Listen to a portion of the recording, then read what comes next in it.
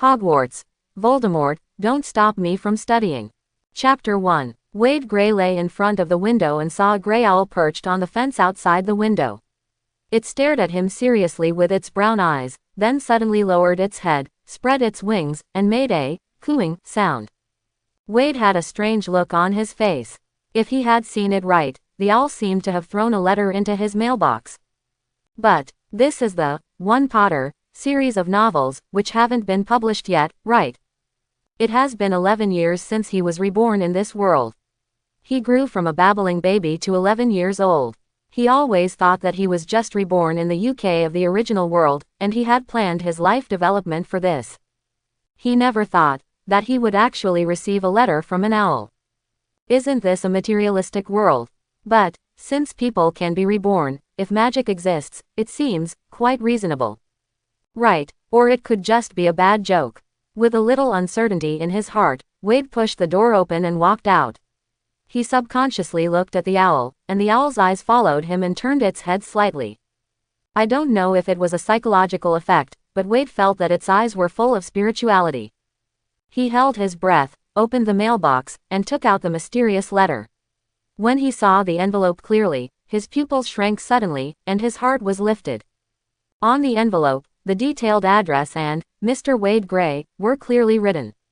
The weight of the parchment was particularly heavy, and the emerald green ink was not a common color. Turning over the envelope, there was a dark red wax seal and a shield emblem on the back. The capital H was surrounded by 4 animals: a lion, an eagle, a badger, and a snake. There was no stamp. Yes, an owl is a messenger. Of course no stamp is needed. Wade took a deep breath and opened the envelope with slightly trembling fingers. Hogwarts School of Witchcraft and Wizardry. Headmaster Albus Dumbledore. Wade could not wait to skip the long list of titles and read directly to the following. Dear Mr. Grey, we are pleased to inform you that you have been accepted to study at Hogwarts School of Witchcraft and Wizardry. Sincerely, Vice Headmaster Female Minerva McGonagall. Wade read the letter over and over again, still unable to believe it. This is actually the world of Harry Potter. He unconsciously whispered, is this true? Hogwarts School of Witchcraft and Wizardry. The owl stared at him with wise eyes, waited for a while, then lowered his head to comb his feathers, tucked up one foot, turned his head 180 degrees, and looked at the scenery behind him. Wade was stunned for a moment, then turned around and quickly returned to the house, rushed into his father's study, found the best envelope, embossed in gold-dusted letter paper, and wrote solemnly with a feather pen with a classical aesthetic and fragrant ink. Dear Ms. Minerva McGonagall, I am very honored to receive your letter. If this is not a prank, then I am happy to go to your school to study, but I am not sure how to buy the learning tools in the letter. I look forward to your guidance. With the most sincere greetings, I wish you all the best. Wade Grey. The ink seeped into the letter paper and dried quickly. Wade folded it up and stuffed it into the envelope, and wrote the words Vice Principal Minerva McGonagall received on the cover. After going out, he saw that the owl was still standing patiently on the fence waiting. Wade came closer and held up the letter. This is my reply, please give it to Vice Principal Minerva McGonagall. The owl stretched out a claw to grab the letter, then tilted its head and looked at him expectantly. What else? Oh, please wait. Wade's mind flashed. He went back to the house and grabbed a handful of nuts. However, after handing it to the owl, it just looked down, then swept it away with its wings in disgust, and flew away. Wade, don't eat it. Fortunately, it didn't drop the letter. Back in the house, Wade sat at the table, unfolded the admission letter and read it again and again, his heart pounding. Only then did he feel a little bit of the reality of being admitted to Hogwarts. But in the 11 years since he was reborn into this world, he has never found that he has any extraordinary abilities. He didn't fly to the tree for no reason, nor did he bend the spoon with his mind or make the pen fly out of thin air. Is there really magic energy in my body? Or is it because adults' thoughts are too rational and objective, which invisibly suppresses the innate power in their bodies? Wade clenched his fist, then opened it again, but still did not feel the feeling of invisible magic flowing in the body. He stared at a teacup in front of him, concentrating on imagining. Clang! The teacup suddenly shook in the air without any force, then fell down, rolled on the table, and then slowly stopped shaking. Magic! is actually real. Wade stared at his palm and was stunned. After his mood gradually calmed down, he dialed a phone number that he knew by heart. Mom, do you believe that magic exists? In less than half an hour, a car stopped outside the door at lightning speed. Mr. and Mrs. Gray even forgot to take out the car keys and ran down in a hurry. Wade went out to greet them, but before he could say hello, he was almost choked by a hug that rushed over. Oh my God. Oh, my God. Vader, my dear, you are actually admitted to Hogwarts. I am so happy. Really, I have waited for this day for too long. I thought you were like us, not having that chance. Her mother, Fiona, was sobbing and crying, her tears smearing her makeup and not caring about it. Wade's father, Ferdinand, hugged them. Although he didn't speak, his eyes were moist. The more Wade listened, the more uncomfortable he felt. Wait, what do you mean? You guys, he broke away from his parents' suffocating embrace. Do you all know Hogwarts? Of course, Fiona said while wiping her tears with a handkerchief. My mother and your grandparents are both wizards. I have been looking forward to going to Hogwarts since I was a child. It's just. Ferdinand put his hands on the shoulders of his wife and children and pushed them into the house. Go in and talk, so as not to be seen by ordinary people. After some explanation, Wade understood the whole story. It turns out that his grandparents and grandmother are both wizards, and the relationship between the two families is also very good. However, due to the war, Fiona and Ferdinand, who were born in exile, are both squibs, that is, they have magic genes but do not have the ability to cast magic. In the flames of war, it is difficult for the wizard himself to survive, let alone two squibs. After it was confirmed that they had no magical abilities, the two were sent to be raised by Muggle families. Over the years, they have completely adapted to Muggle life, but they have always hidden their longing for the magical world in their hearts.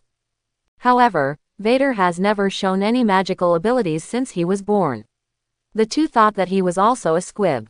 In order to prevent their children from experiencing the pain of expectation and disappointment like themselves, they concealed the existence of magic. I didn't expect you to be a wizard at all.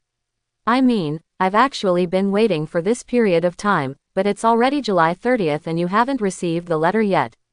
I thought. Fiona cried and laughed, and was finally comforted by the father and son, who went to the bathroom to wash up. After calming down, Ferdinand looked at his 11-year-old son, with worry that could not be hidden in his eyes. Hogwarts. Oh, Vader, I really don't know if, in your capacity, going to that school is a good thing. Who is Wade Gray? Although he is a descendant of wizards, his parents are both squibs, and he is no different from a muggle in the eyes of a real wizard. Ferdinand told Vader in detail about the wars caused by Grindelwald in modern times and the brutal killings caused by the second-generation Dark Lord. Even the last news they received about the magical world was that their parents were killed one after another because of the war. Vade, you are very good and always make me and your mother proud. But you have to know that in the wizarding world, the first thing people value is origin. Pure blood, mixed blood, and Muggle-born are naturally divided into 3, 6, and 9 levels in the eyes of many people. About 10 years ago, the most powerful dark wizard at that time, the mysterious man, highly praised bloodline theory. He and his followers brutally murdered many Muggles and Muggle-born wizards, as well as purebloods who opposed him. My mother and I were also forced to completely cut off contact with the wizarding world at that time. Even if peace is restored now, there must be many wizards who believe that pure blood is supreme, and I have no doubt that they will combine this prejudice with malice passed on to their children. Vade, I'm worried. Hogwarts may not be as beautiful as we thought. Ferdinand said worriedly. After hearing this, Wade smiled quietly. Don't worry, Dad, there must be classmates with the same background as me in the school. As long as I have enough friends around me, others won't dare to cause trouble for me easily, right? He paused and then said, and, no matter where you are, absolute strength can crush any prejudice. I will study hard and try to become the best one. After hearing this, Ferdinand was not very relaxed. He thought sadly, but my son, you have never shown any magic ability. Maybe your magic power is only slightly stronger than that of a squib. How can there be any strength in this? But to protect the young man's self-esteem, Ferdinand did not speak out his thoughts. Minerva McGonagall arrived faster than Vader expected. The day after receiving the letter, when the Wade family was having breakfast, they suddenly heard a knock on the door. Wade put down his knife and fork and opened the door. The moment he saw the person, he immediately recognized her identity. It's not that she looks exactly like the one in the movie. Vader has almost forgotten the plot of the movie he saw many years ago, and the image of the actor will not leave much memory. It's not because the serious-looking lady in front of her is wearing a conspicuous green robe. Ordinary people wouldn't dress like this at all. It's because there is a string of handwritten names above her head. Minerva McGonagall. Vader was silent, and doubts arose in his heart again. Is all this true? Or is it not the world of Harry Potter that he traveled through, but the game world called Harry Potter? I am just an NPC who has awakened his past life memories and self-awareness. Hello, Mr. Gray. While Vader was thinking wildly, Minerva McGonagall tried her best to smile gently, but she still looked serious. I am Minerva McGonagall, Deputy Headmistress of Hogwarts and Professor of Transfiguration. Wade hurriedly retracted his wandering thoughts. Welcome, Professor McGonagall, please come in and have a cup of tea. The Gray couple heard the sound and hurried out. They looked in awe at this wizard who seemed to be mysterious and difficult to get along with. For a moment, they couldn't find their own voice and stammered. Yes, welcome, Professor, Madam, please come in and sit down. Ferdinand smiled warmly and glanced hastily at his son, as if he was worried that he would be cursed by the wizard. Wade was much more calm, because he knew that this lady was an extremely decent and kind-hearted person. He controlled his gaze not to look at the other person's head, and opened the door sideways to invite the other person to come in. Mag came here this time, firstly, to prove the authenticity of the magic school and persuade the couple to allow their children to go to school, secondly, to take Wade to buy school supplies. She has met many Muggle families who don't believe in magic, suspect that she wants to capture their children for secret experiments, or prefer that their children go to Muggle schools, so she has prepared several tricks in advance. However, this family did not question magic too much. Instead, they were more concerned about the reading environment, which made her complete the previous task very easy. So not long after, the group arrived at Charing Cross Road in London, and Professor McGonagall took them into the dirty and small Leaky Cauldron pub. Probably because it was too early, there were not many customers in the bar. A hunchbacked man who was cleaning the table said hello, "Good morning, Professor McGonagall." He glanced at the family of three dressed as Muggles, focusing on Vader, who was much shorter than the others, and said casually, "Is this kid the new student at Hogwarts this year?" "Good morning, Tom," Professor McGonagall said. "I brought Mr. Gray here to buy the things he needs for admission." Several people walked through the bar and walked to the small patio at the back. Professor McGonagall stood next to the trash can and took out his wand and pointed. "Mr. Gray, please remember this place. If you want to enter Diagon Alley, you need to go through here. Pass. 3 pieces on the top and 2 pieces on the side." The wand tapped 3 times on a wall tile. The bricks on the wall all moved, as if an invisible hand was adjusting their shape. In the blink of an eye, a wide arch appeared on the wall, and noisy voices rushed in. "Wow," the Gray family couldn't help but exclaimed. In front of them was a winding street, with shops on both sides full of dazzling goods, selling all kinds of strange things. People wearing wizard robes came and went, bargaining, children and parents acting coquettish, chasing and playing, giving people an extremely noisy and lively feeling. McGonagall led the 3 of them through many shops and came to Gringotts. Ferdinand had already prepared the money to be exchanged. He took out a large bag of jingling pounds and exchanged it for 50 gold galleons. Before leaving, Professor McGonagall reminded them that the number of Muggle banknotes that could be exchanged in Gringotts was limited, but there was no limit on metal coins or gold, jewelry, etc. Then, under the guidance of Professor McGonagall, they bought uniforms, textbooks, scales, cauldrons, wands and other items for school, and finally bought an owl as a pet. Accompanied by Professor McGonagall of Hogwarts, the shopkeepers were polite even when they saw them wearing Muggle clothes. By the way, Wade's wand is made of poplar wood with unicorn hair, 12 inches about 30 centimeters long. Poplar wood symbolizes rebirth, and Wade felt very wonderful. It was as if his secrets were seen through by this wand. After shopping, Professor McGonagall sent the family out of Diagon Alley and left. She also had the next little wizard who needed guidance. The Greys stood outside the leaky cauldron, looking at each other and grinning at the same time. Find a hotel first. I see there seems to be accommodation above the leaky cauldron. Don't. What if you meet a bad guy among wizards? It's more peaceful to stay in an ordinary hotel. That's right, Miss Fiona. I remember that there is a hotel with a nice environment nearby, and you can bring pets. Then what are you waiting for? Let's go. Wade pretended to be helpless and shook his head, carrying the owl's cage. One of the couple helped him hold the book, and the other carried the crucible and other items, and quickly went to the hotel to check in. After putting down their things, they were back in front of the leaky cauldron within half an hour. After entering the door, the Greys took out their bags and took out a wizard's robe. Seeing Vader looking at them in surprise, Fiona blinked and whispered, "While you were custom making your clothes, I took the opportunity to buy the finished wizard robe. Don't be stunned, there is one for you too, go and put it on." The three of them put on their robes in the corner. Fortunately, the weather was hot in summer, so they wore less, so the robes did not look bulky when they were put on. Fiona also added a hooded cloak to herself. Once she wore the hood, only a small piece of her chin could be seen on her entire face, making her look very cold and mysterious. At this point, they seemed to be able to blend in with the mysterious and dim atmosphere of the bar. Ferdinand pretended to be a regular customer and ordered a lunch. While waiting for the meal, he whispered to the two of them, "Although this restaurant may be a bit unhygienic, I want to try it." "Yeah," Fiona nodded and said solemnly, "I understand. Me too." "What's the difference?" Wade complained. "What's the best British food?" "Foreign food." Sure enough, when lunch was served, the Greys stared at it for a long time, unable to muster up the courage to eat on the dark and dirty table with the unwashed fork.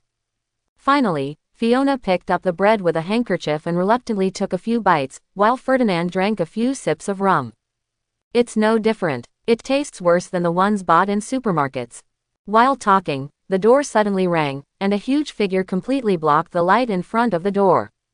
The Greys looked up and gasped. "Oh, my God," Ferdinand groaned and subconsciously stood in front of his wife and children, God bless. An extremely tall and burly man stood there.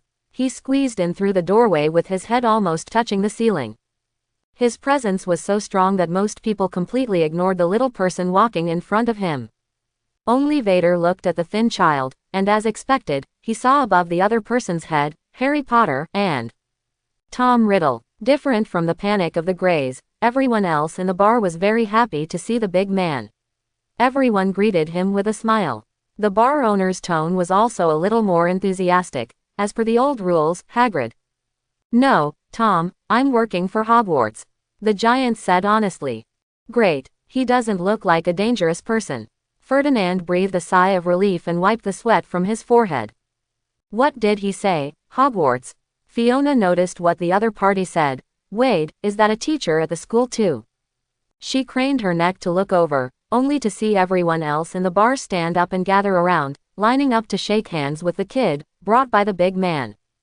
Oh, it looks like a big shot is here." Fiona immediately jumped up, threw down the bread with only one corner missing, and shouted, "Hurry up. Fetty, Wade, let's go too." Ferdinand never refused her whims and requests unless necessary, let alone such trivial matters. So he pushed the chair away and walked over, shaking hands with the boy like the others, and said solemnly, "It's an honor to meet you, Mr. Potter." As if he actually knew who Harry Potter was. Surrounded, Harry Potter couldn't help but shake hands with strangers one after another, listening to their admiration and compliments. He accidentally met the eyes of the black-haired boy at the back of the crowd, and he couldn't help but feel a little embarrassed when the other person looked at him curiously. Harry still couldn't adapt to the fact that he suddenly became a celebrity. He always felt that this kind of fame seemed to be stolen. And Vader has already looked at another person. A pale young man with a purple scarf on his head tentatively approached Harry Potter. He looked very nervous and stammered, as if he was easily frightened. Seeing this, Fiona kindly made way for him so that he could shake hands with the famous Harry Potter. In Wade's eyes, that young man also had two almost overlapping names. Quillinas Quirrell, Tom Riddle. Wow, wizards seem to be no different from ordinary people. They can also chase stars. Fiona was still very excited when she came back, and Wade didn't understand what she was excited about. Is that kid a child star in the wizarding world? Everyone seems to know him, Fiona said. Judging from his age, he should be Wade's classmate. Ferdinand was not confused by the enthusiasm of the crowd and saw more things, but the kid looks a little malnourished, his clothes don't fit well, and he doesn't seem to be treated well by his guardian. Unlikely, Fiona guessed. Clothes. I guess they are popular in the wizarding world. These wizards don't seem to understand how ordinary people dress.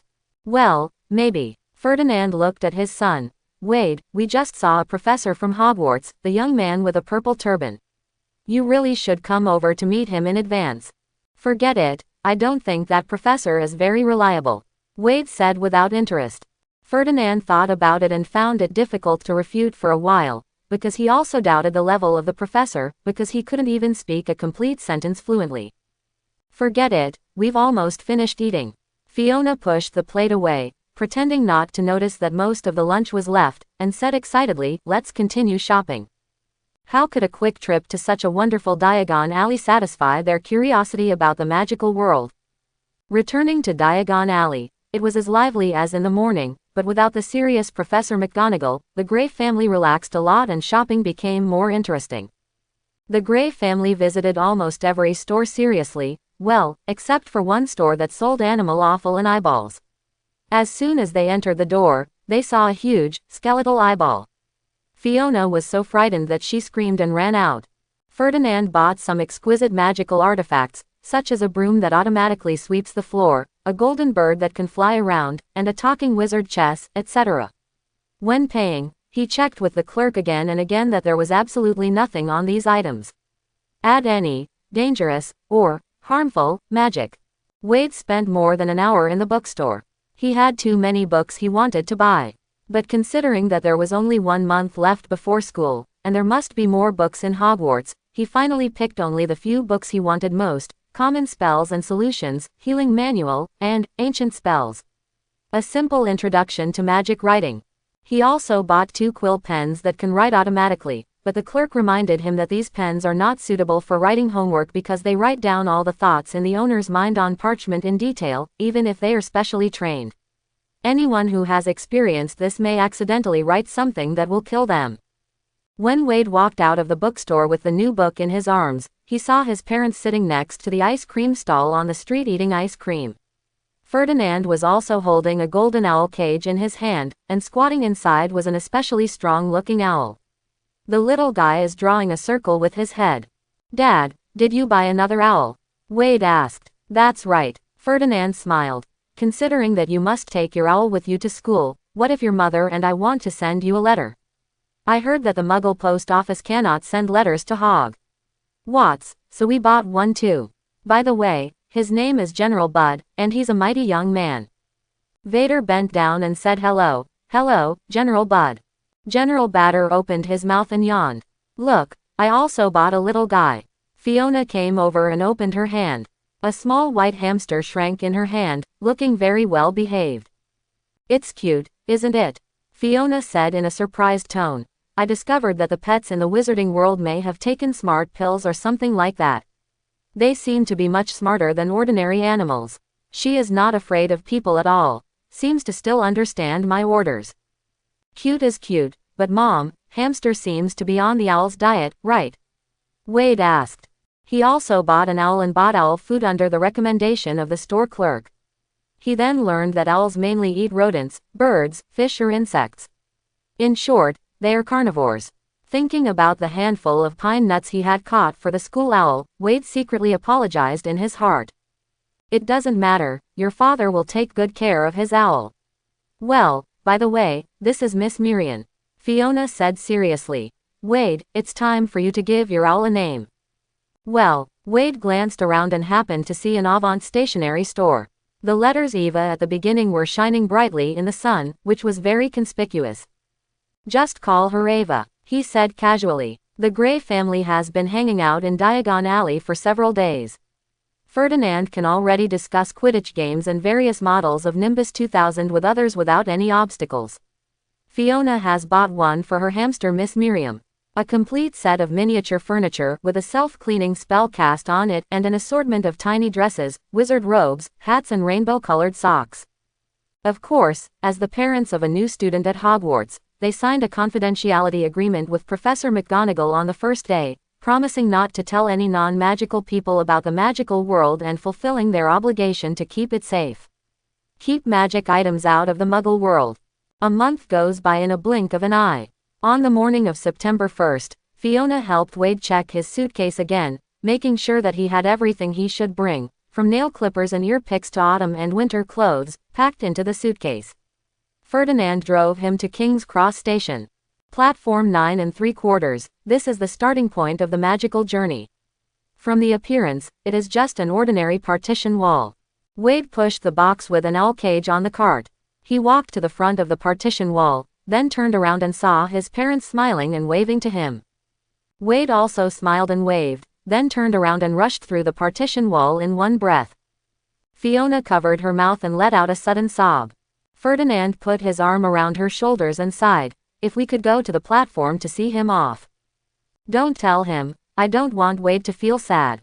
Fiona sobbed and said, "Go to school, you should go to school happily." Ferdinand patted her gently and comforted her. "Don't worry, I have inquired a lot about the news in the past few days. The wizarding world is very peaceful now. Dumbledore, the greatest wizard in the world, is their principal, and Vader is in the school. It'll be fine."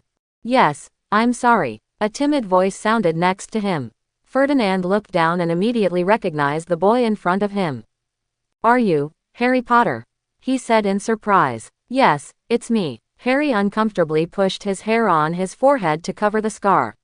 He had forgotten that he had seen the couple in the leaky cauldron before, mainly because there were too many people shaking hands with him at the time, and the light in the bar was very dim. At this time, he asked cautiously with a bit of joy, "I just heard you talking about Hogwarts. I mean, I don't quite know how to get there." "Oh," Ferdinand suddenly realized. "Do you see that wall? Just push the box and rush over. If you are afraid, just close your eyes. Don't worry about being hit." This was not told to them by Professor McGonagall, but what Ferdinand heard from his parents when he was a child. At that time, he had not yet been confirmed to be a squib, and his parents told him many stories about the wizarding world. But later, they never mentioned those things again. "Oh, okay." Harry was a little bit unbelievable. He tentatively looked at the couple's faces. They looked very kind, but he didn't know if they were teasing him. Seeing that the other party had been looking at him with encouraging eyes, as if waiting to see him through the wall, Harry, who was embarrassed to ask others, gritted his teeth and pushed the box over, not very fast. "Stop when you hit the wall. It's no big deal to be laughed at." The boy thought so nervously in his heart, but he never waited for the expected obstacle. At a certain moment, his ears were suddenly full of buzzing voices, and what suddenly appeared in front of him was a huge, crimson train, with endless tracks winding into the distance. While Harry was dragging his heavy suitcase through the crowd, Wade had already found an empty compartment and sat down.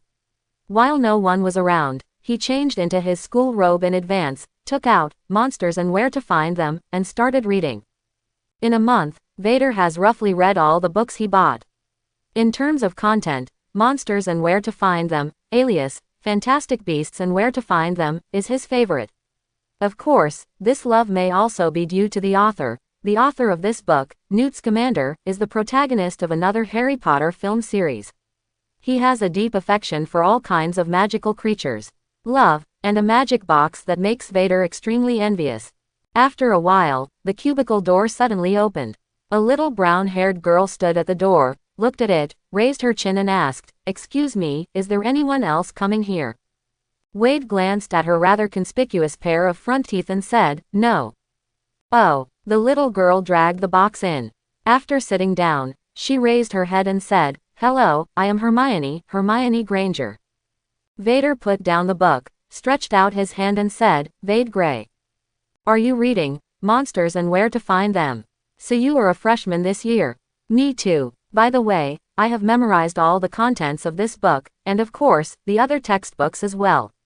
Hermione was furious. He said with a little pride, "By the way, I also practiced a few simple spells, and they all worked.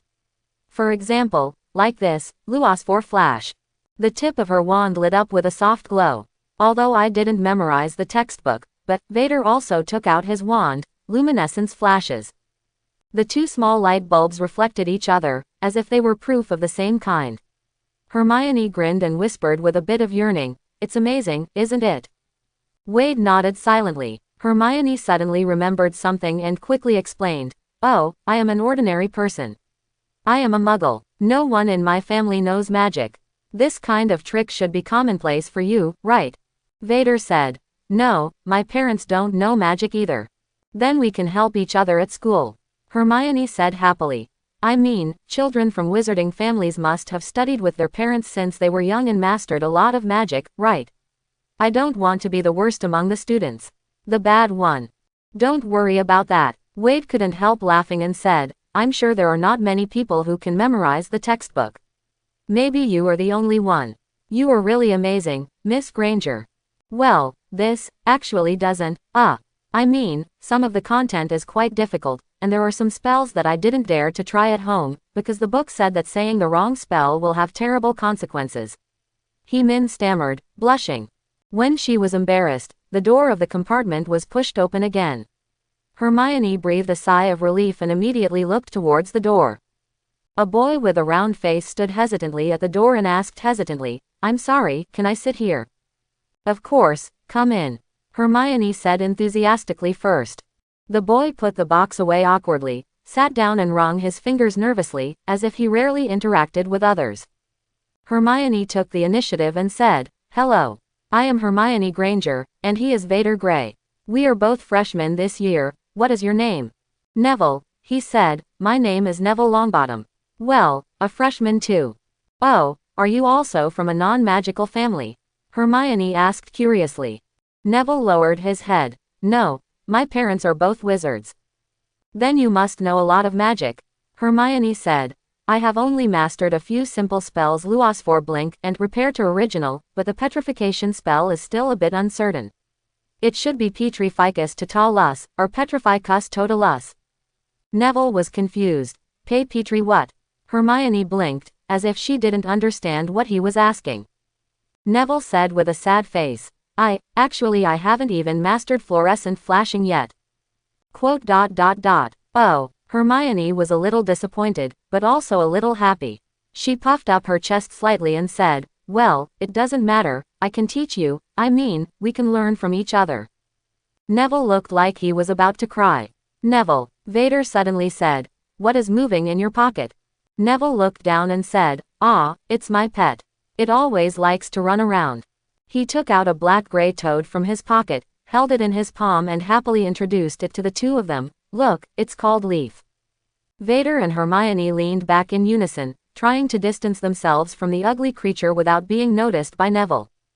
The short and fat toad stretched his legs, jumped out of Neville's hand. It happened that Neville had not closed the compartment door when he came in, so Mr. Leaf ran to freedom without hesitation, and disappeared after 2 bounces. Neville looked at his empty palm, froze for 2 seconds, and screamed, "Lefu!"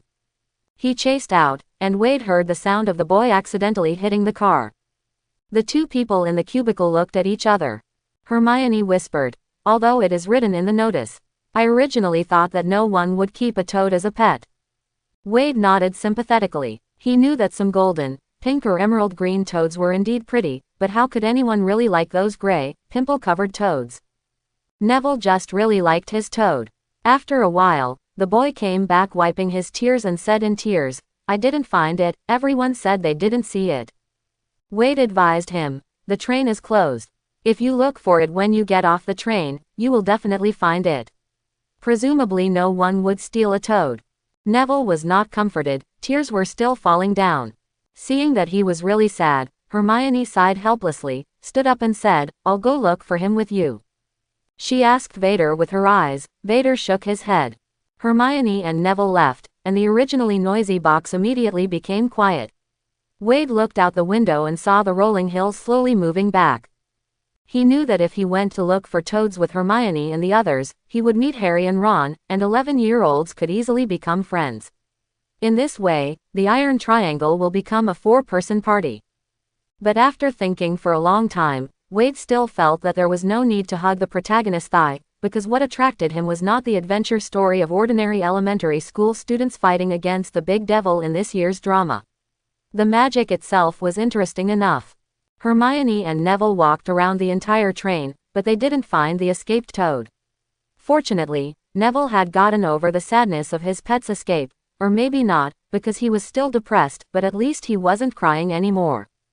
Hermione was surprised to see a pile of snacks on the table when she entered the door, and asked, "What are these?" "A lady selling snacks just came here." Wade gestured. "Look, I bought a lot. Strawberry custard, chocolate balls, pumpkin tarts, pot cakes, and fruit juice, let's eat them together." "Oh, Neville, do you want to try this mint toad?" Neville took a bite while chanting, "Riff," and his eyes suddenly lit up. "It's delicious." Hermione didn't refuse. She sat down generously and took a piece of cake, saying, "Thank you, I'm hungry too. By the way, you won't believe that Harry Potter is in the compartment less than 10 meters away from us. Do you know Harry Potter?" Quote. Of course, his name is mentioned in Important Magical Events of the 20th Century. Wade said while unpacking the chocolate beans, "But I think it's better not to disturb him. He also lost his parents on the night he became a hero. If it were me, I would rather not have this honor." Quote. Hermione was stunned. You were right, I didn't expect." Neville lowered his head, and his hand holding the mint toad tightened slightly. The Potter family's sacrifice and honor are world famous, but not many people know that during that time, the Death Eaters captured Neville's parents and tortured them crazy in order to find the missing Voldemort. The boy hid these dark things in his heart, and several people had a full meal. Wade thought that there would be a lot of snacks left over, but the train kept clanging for a long time. It was dark, but they still hadn't reached their destination. The snacks on the table had been eaten by the three of them. The sales witch was nowhere to be seen, and they hadn't found their dinner yet. "Isn't Hogwarts in England?" Hermione stood up angrily and said, "I'm going to ask the driver when we can get there." "Let's go together." This time Wade stood up. He was a little curious about the train driver who might only work 4 times a year. He didn't know who was doing this job. Neville followed him. He wanted to look for his pet again. The train driver was an ordinary brown-haired man. He was smoking a pipe, had a stubble on his face, and had a good temper. Facing the questioning of the 3 little wizards, he smiled and replied, "Don't worry, we'll be there soon. You will have dinner in Hogwarts Castle." Hermione went back contentedly. Passing by many compartments along the way, Wade also casually observed them. They were all unfamiliar faces. He only recognized the Weasley twins. Their compartment was very lively. He could hear cheers and laughter from a long distance. He didn't know what interesting tricks they were playing. Before reaching the compartment, he suddenly heard screams. 3 children stumbled through the aisle. One of the blonde boys pushed Neville and shouted, "Get out of the way. Don't block the way." "Hey." Hermione didn't call anyone and stomped her feet angrily. "Impolite guy." Wade reached out to support Neville, who almost fell. "Thank you," Neville said gratefully. Wade shook his head and said to Hermione, "You go change into your school robes first. We'll wait outside." Hermione nodded, swallowed her anger, stepped heavily into the compartment, locked the door, pulled the curtain, and quickly changed her clothes. Then it was Neville. Just as the 3 of them put all the things on their seats into the box, they heard the driver's voice echoing on the train. "We will arrive at Hogwarts in 5 minutes. Please leave your luggage on the train and we will take you to school." The train slowed down and stopped at the platform. Hundreds of students rushed out like bees leaving their nests, and the dark and small platform was crowded with people. Hermione and Neville followed closely behind Wade, their faces pale. First-year students, follow me. Watch your feet." Not far away, a big man holding a lantern shouted in a loud voice. Wade and others squeezed through the crowd. They noticed that the old students went in another direction, but in front of the huge size of the gamekeeper Hagrid, no one dared to question it. A group of people walked through a dark path in the woods and finally saw a towering castle in the distance.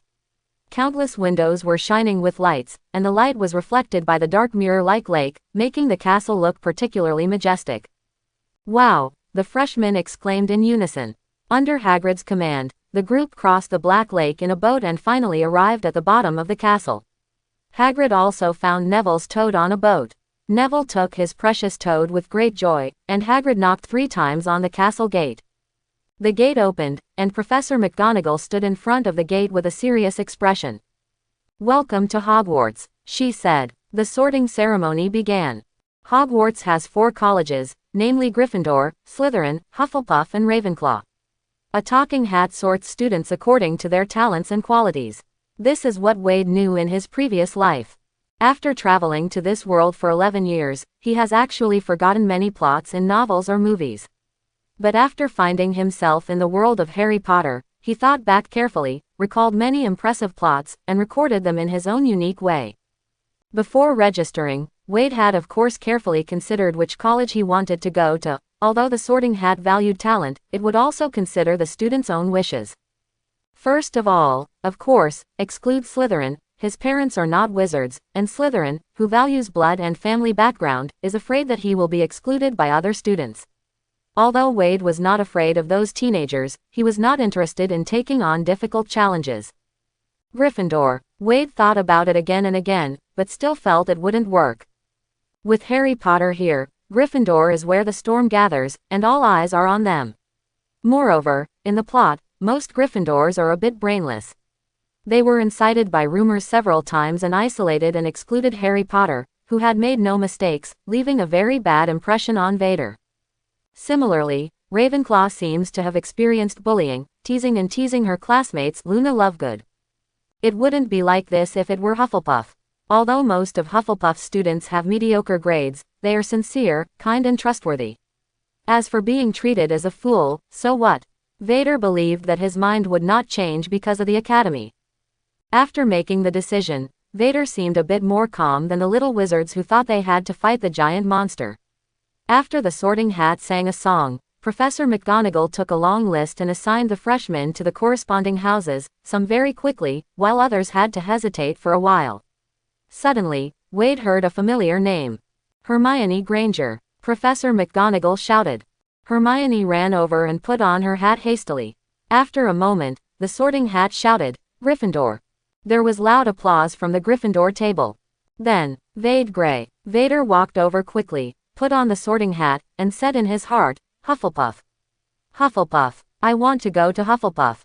Hufflepuff. A small voice said, "Oh, maybe you didn't listen to the song I just sang. It doesn't matter. I can sing a section for you alone. The people there are honest and loyal." Wade. He vaguely noticed something. The sorting hat continued singing. Hufflepuff students are tough and honest. Wade. Okay, I understand, no need to sing. Sorting hat. Not afraid of hard work. Wade. It's a bit too much. Your voice is a bit too loud. The sorting hat whispered. Although Hufflepuff never refuses any student who wants to go to Hogwarts, there is a place that is more suitable for you. Well, it is always difficult for people to recognize themselves, isn't it? Vader said in his mind, "I won't go to Slytherin." Of course, the sorting hat shouted, "Ravenclaw." The second row of tables on the left began to clap and applaud, and the applause was very controlled. Wade sighed in his heart, took off his hat and walked towards the table decorated with cyan and blue. The rigid sorting hat. What if you are not honest and hardworking? I just like to make friends with upright, honest, hardworking people, don't you? Several Ravenclaw students stood up and shook hands with him. The leading boy said, "Welcome to Ravenclaw. I am Westmore, the prefect of boys." Another boy came over and said, "Your name is Wade Grey. Then you are a perfect fit for our academy." "What do you mean?" Wade asked. "Oh, Benson, don't tell that joke of yours." West thought of something and said helplessly. Benson winked and said, "Because our house ghost is also named Grey, Ms. Grey." Wade looked at him, and after a few seconds said slowly, "Oh, so what?" "Benson." West pushed the boy's head back. "I told you a long time ago, don't imitate the Weasley twins, you don't have any funny blood." Benson lay on the table as if he was hit hard, his whole body turned gray. Wade thought his current expression was actually more funny. He sat on his seat and looked around. He needs no introduction. In his eyes, everyone around him has a name or two on their head. However, almost everyone in Ravenclaw had no impression of Vader, probably because it was not mentioned at all in the plot. The only exception was a very cute black-haired girl not far away diagonally opposite, Chu Jong. She was looking at the new students in the branch and did not pay attention to Wade's gaze. Everyone at the teacher's desk also compared with what they remembered: Albus Dumbledore with silver hair and long beard, Severus Snape with sallow face and greasy hair, as short as a 3-year-old child, Phileas Flitwick, the neurotic Sybil Trelawney, the fat Professor Sprout, and Quilinus Quirrell with one face in front and another in the back, and Tom Riddle. Of course, Vader, who was sitting on the long table in Ravenclaw, was like a transparent person, and the professors did not pay attention to him. The sorting ceremony is still going on. Michael Corner, Ravenclaw. Before Vader, a blonde boy named Anthony was sorted into Ravenclaw and was greeting everyone excitedly. Soon after, a boy with long black curly hair named Michael Corner came and sat next to Vader. Then came Padma Patil, the younger sister of a pair of Indian twin sisters. Her older sister Parvati Patil was sorted into Gryffindor. There are not many new students in Ravenclaw, there are only about 10 people in one after another.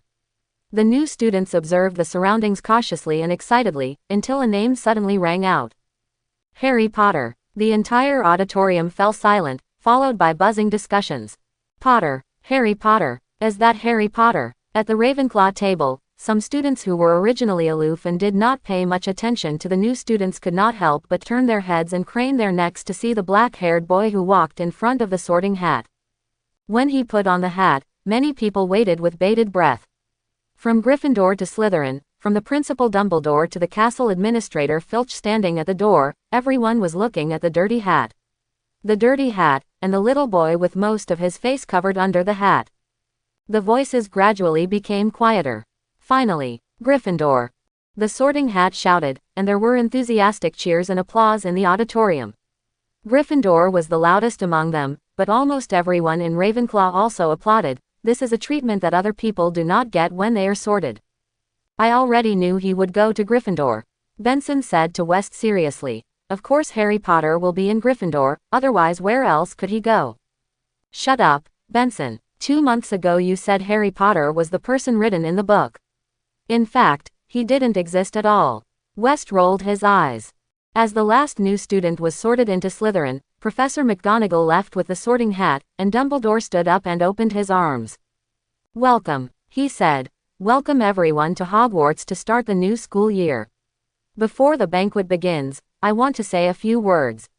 That is, idiot, crying nose, residue, screw, thank you everyone. Upon hearing this classic opening statement, Wade applauded vigorously. What does he mean? Asked Michael, who was sitting next to him. I don't know, Wade said. Then you applaud? Michael asked with raised eyebrows. Isn't such a short speech worthy of applause? Wade asked rhetorically. Michael thought for a while and agreed. You are right. Warm applause accompanied the cheers, and in the blink of an eye, a lot of food appeared on the empty long table, such as roast beef, lamb chops, potato chips, mashed potatoes, etc. Although there were a little less vegetables, the aroma was rich and delicious, delicious. The students, who had been hungry for a long time, immediately feasted. After almost everyone was full, the main meal disappeared and many desserts appeared on the long table. The students, whose stomachs were full, had to slow down to taste and take time to chat with the people around them. The conversation among the new students naturally focused on their family background and lineage. A boy named Stephen said, I was born into a pure-blood family. My mother is also a Ravenclaw and my father is a Gryffindor. I have read all the textbooks in school when I was at home. What about you, Wade? Someone asked. Vader said candidly, neither of my parents knew magic. Then magic must be a completely unfamiliar field to you, right? Stephen said in a sympathetic tone, you will have to work harder at school. Well, I will try my best, Wade said with a smile. Although I'm a mixed race, I think it doesn't matter whether it's pure blood or hemp seed. Michael next to him said to Wade, just like my family, my father is a wizard, but he is not as smart as my mother. My mother decides everything. Vader Gray's last name is G, Hermione Granger's is Granger, and Harry Potter's last name is P, instead of B, so Vader was behind Hermione and in front of Harry when he was sorted.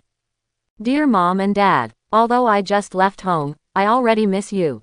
I hope you are in good health and happy. Yesterday we took a crimson steam train to Hogwarts. The school is a majestic castle with meadows, forests and lakes nearby. I have to say that the scenery here in the morning is very charming. It was already evening when we arrived at the school, and the first thing was the sorting. I think you also know that Hogwarts is divided into 4 colleges: the brave and generous Gryffindor, the upright and loyal Hufflepuff, the wise and knowledgeable Ravenclaw, and the ambitious Slytherin. Wade paused slightly when writing here. He suddenly thought that among the 4 colleges, the other 3 colleges valued the quality of students when enrolling, but Ravenclaw only required ability. So, smart and brave people may go to Gryffindor, such as Dumbledore and Hermione. Smart and loyal people are admitted to Hufflepuff, such as Scamander, the protagonist of the Fantastic Beasts series, and Cedric. Smart and ambitious people are in Slytherin, such as Voldemort and Snape. So what about the smart people who stay in Ravenclaw? Maybe they are smart and quick-witted, but smart people are often better at seeking benefits and avoiding harm, and are more likely to retreat in the face of difficulties and dangers, choosing a more relaxed and beneficial way for themselves. In order to achieve something, in addition to the mind, spiritual qualities are the core of the driving force, either to move forward courageously, or to be tenacious, or to be ambitious. Smart people who are immersed in their own world and do their own thing often become weirdos in the eyes of others. So in the plot, Ravenclaw has the least presence among the 4 colleges of Hogwarts. The Ravenclaw members who appeared, whether they are studying or have graduated, except Chu Jong, are more or less neurotic. Thinking of the Sorting Hat saying that he was the most suitable for Ravenclaw, Wade frowned somewhat unhappily. Then he thought again. What kind of person he was not something that a hat could decide. Moreover, the Sorting Hat had made mistakes more than once or twice, such as when it sorted the cowardly Peter Pettigrew into Gryffindor. Wade paused for a moment and continued to write. A talking hat sorted me into Ravenclaw, which I think is the best recognition of my mind. I do intend to learn as much as possible during the 7 years of studying, because I heard that there is no place in the whole of Britain with a richer collection of books than Hogwarts. It must be said that the wizarding world is far less far-sighted than the Muggle government in this regard.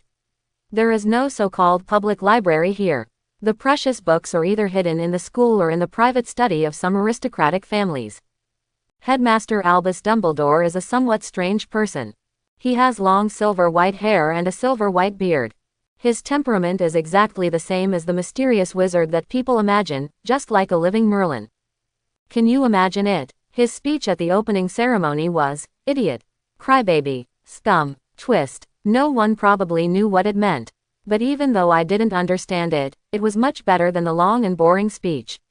Because after he finished his speech, many delicacies appeared on our table. Yes, they appeared suddenly. Magic is really magical, and we were all very hungry at that time. While being a little weird, this professor is also very humorous, kind, and gentle. He is also the greatest wizard of the contemporary era. A classmate from a wizard family told me that because of Dumbledore, Hogwarts is also recognized as the safest place in the world. So you don't have to worry about me encountering any danger in school. The students here will not curse others for no reason. They are no different from children in ordinary schools. In addition, my college, Ravenclaw, has a separate tower located on the west side of the castle. After dinner, the college prefect led us to the tower. We had to answer the door knocker questions correctly to enter the lounge. The lounge is a very wide round room, with many stars painted on the dark blue dome and the thick carpet covered with stars, which looks quiet and elegant. There are many arched windows around, with bronze silk hanging down. Through the windows, you can see the mountains and wilderness in the distance, as well as the Quidditch field in the school. The dormitory is in the corner building next to the tower. I have to say, it really takes a lot of stairs to go back to the dormitory. However, the old students said that the school stairs are often more friendly to Ravenclaw students, and they will not move around to tease us. Sometimes they will make a shortcut, which can save at least half of the journey, perhaps because the ever-changing stairs in the castle are designed by the founder of the college, Ms. Ravenclaw. Ravenclaw students have the least number of students among the 4 colleges. The dormitory is a double room, and there is just one more male student, so, you should have guessed it. I seized the opportunity to quickly apply for it, and finally luckily got a single room.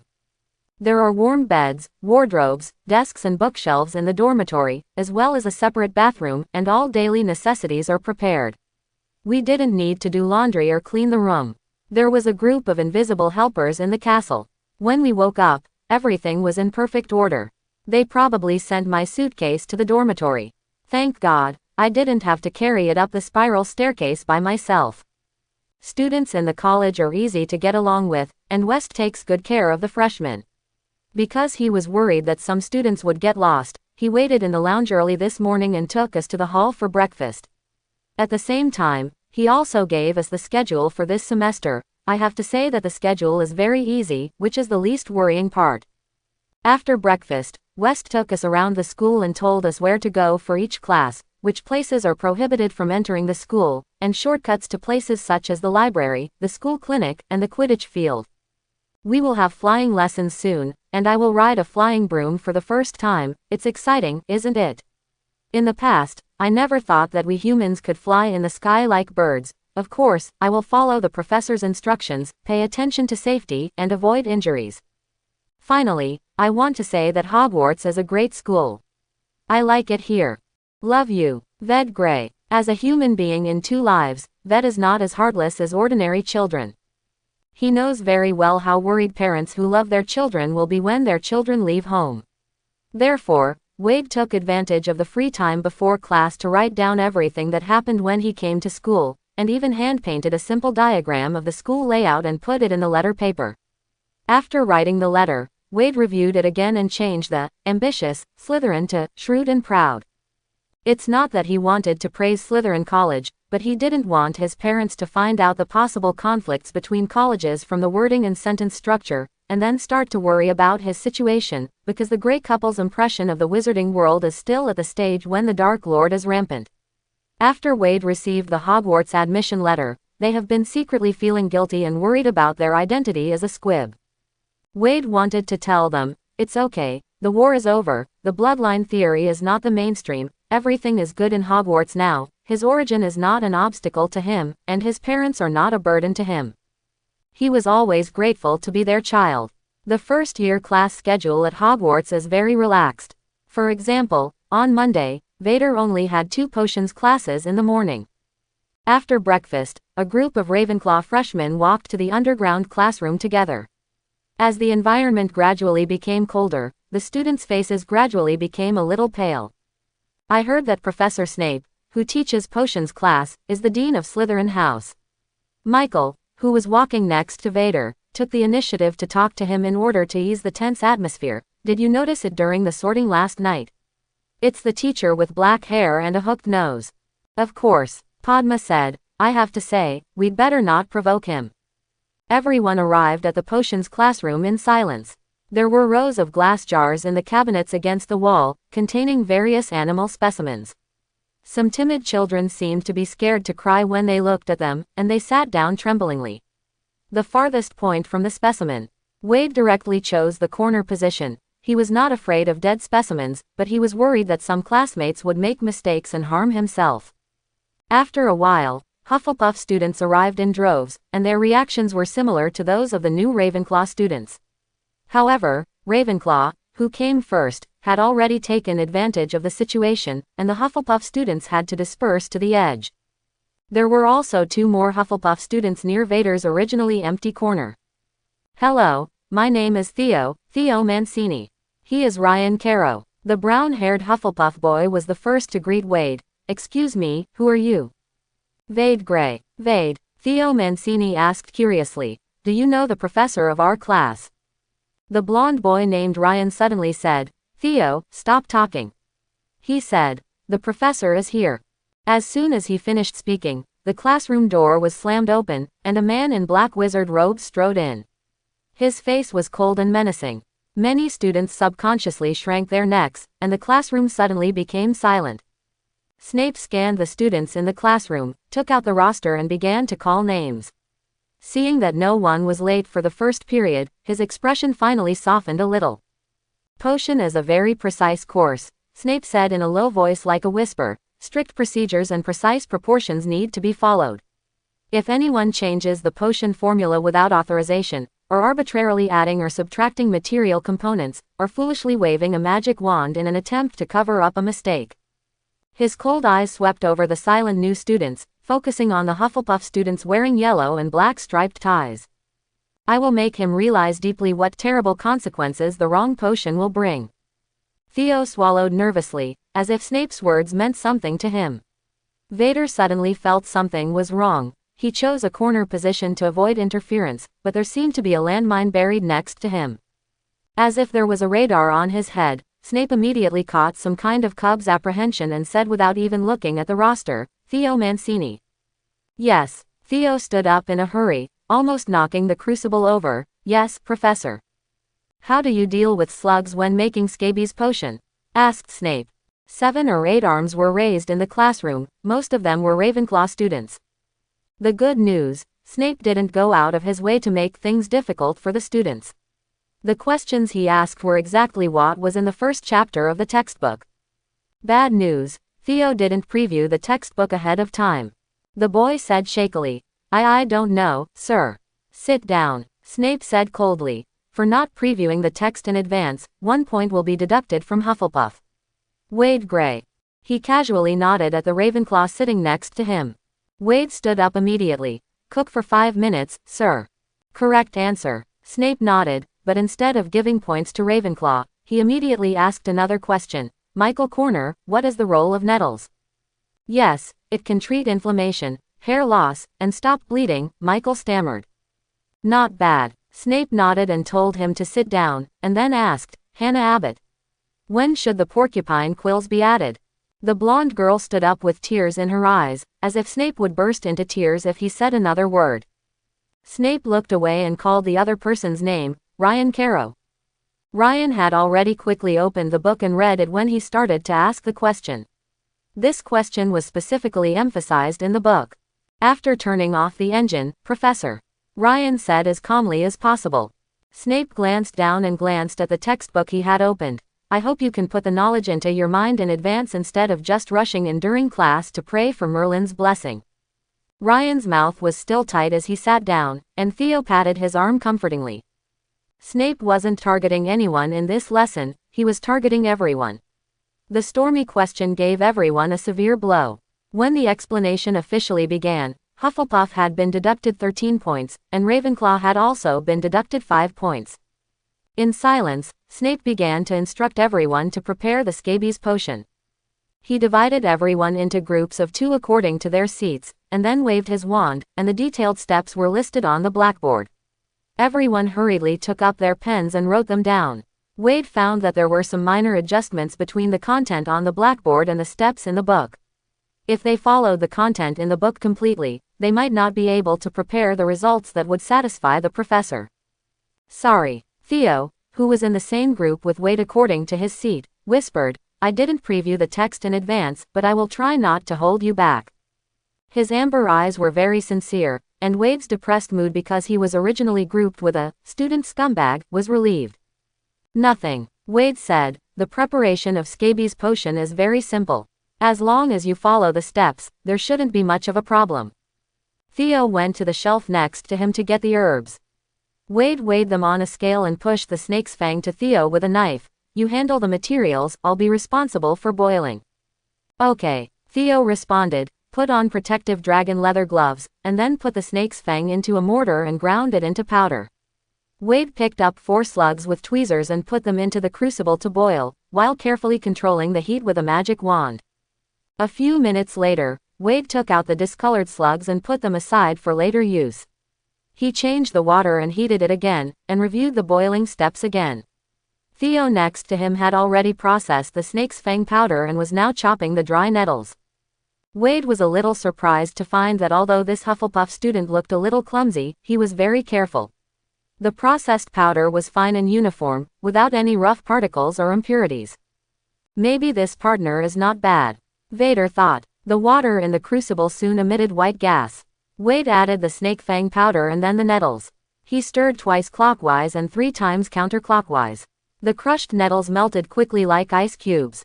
At this time, there were sudden screams in the classroom, and a green smoke hissed out. Some students were yelling in pain as their skin was corroded by the failed potion. Theo was startled. "What's going on?"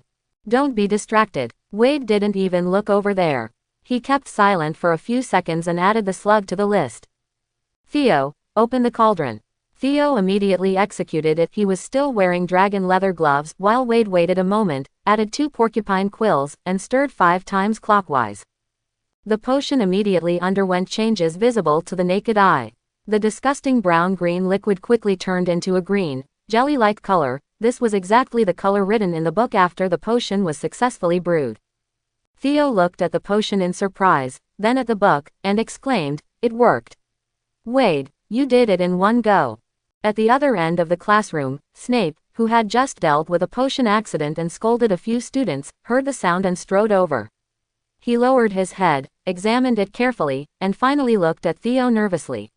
With a look in his eyes he reluctantly said, "Not bad, it has reached the standard.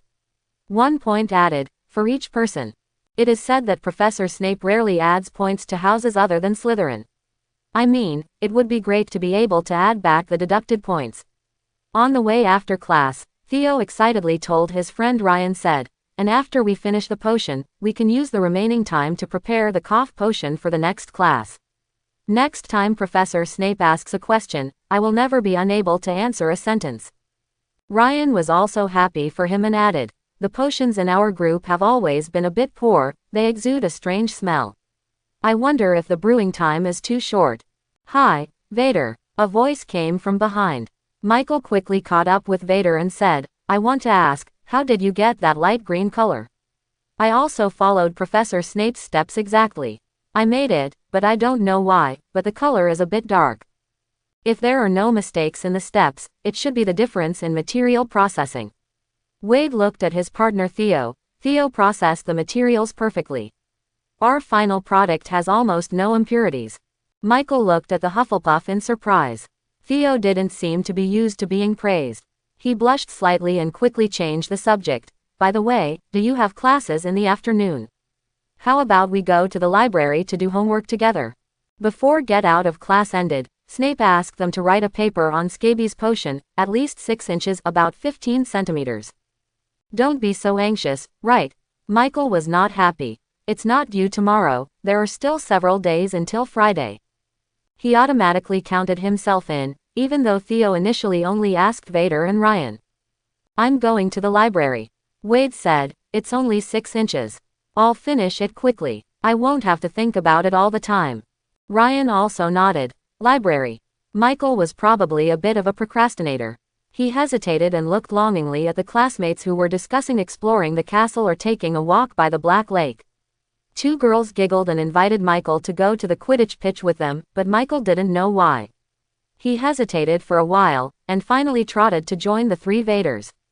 "Aren't you going to play?" Wade asked him. Michael sighed. "If everyone goes to play, of course I want to go. But if someone goes to do homework in advance, I feel guilty when I play." The library of Hogwarts is on the west side of the castle. The space inside is much larger than it looks from the outside. Vader is sure that some kind of magic to expand the space is used here. The library is divided into several floors, with several stairs moving among them. The criss-crossing bookshelves are lined up silently, containing thousands of books. Between the bookshelves are rows of tan desks. On the first day of school, there were very few students in the library. When the 4 little wizards looked at the countless books in wonder at the entrance, the librarian Mrs. Pants noticed them immediately. She walked over quickly, looked down at the 4 of them, and asked, "New student?" Theo, who was standing at the front, nodded. "No scratching, tearing, folding, staining, damaging, throwing books, no making noise, no eating in the library, understand?" Mrs. Pants said sternly. Theo nodded quickly, as if he had a vision of Professor Snape. "You are not allowed to go to the restricted book area. You can read the books in the ordinary area, but you are not allowed to scribble on them. If you want to take them out of the library, you must get my permission. Remember." Everyone nodded together again. Mrs. Pants asked again, "What book are you looking for?" "Ah, scabies potion, books related to potions," Michael said. Mrs. Pants waved the wand in a circle, and a dozen books flew from several bookshelves. "These should be enough, go and study," Mrs. Pinksy said with a faint smile on her face. Several people hugged their books and found a seat by the window to sit down. Michael flipped through the pages, probably considering that there were 4 of them, two of each kind of book, and the thinnest one was an inch thick. This had to be seen when he flipped through a few books at random, but felt that he didn't understand a single word. He wondered if he could first copy 100 or 200 words from the text, and then find a book to excerpt a few sentences to make up the length. Then he heard the sound of a feather pen, swishing, across parchment next to him. "Ved," Michael asked in surprise, "did you know how to write so quickly?" "Huh." Ved didn't even raise his head. "It's not very difficult." There were a few books in front of him, and he wrote 4 or 5 lines in a short time, and the words were not particularly large. Not only Michael and Theo were dumbfounded, but even Ryan, who had never talked much, couldn't help but look at what Ved had written. Ved looked at the expressions of the crowd and realized that he had overlooked for a moment. The children in front of him were all 11 years old, not his classmates in college who could easily write a 1,000 or 800-word essay. If these children were from wizard families, they would not even have received systematic school education. Even if they had attended elementary school in a Muggle school, they might not have written many essays. He didn't mind sharing his essay experience with a few people. Writing a paper is actually very simple. Wade pulled out a blank piece of parchment and whispered as he wrote on it, "Just build a simple framework and fill it with appropriate content. First, briefly introduce the scabies potion. Second, the history of this potion, such as who invented it and who improved it. Third, write about the configuration process and precautions. Fourth, analyze why the potion does not meet the standards, what accidents will occur if the configuration is improper, how to deal with the accidents, etc. Fifth, you can analyze in detail the effects of several materials and their reactions to each other. For this, please refer to 1000 Magical Herbs, and Common See Introduction to Magical Potion Materials.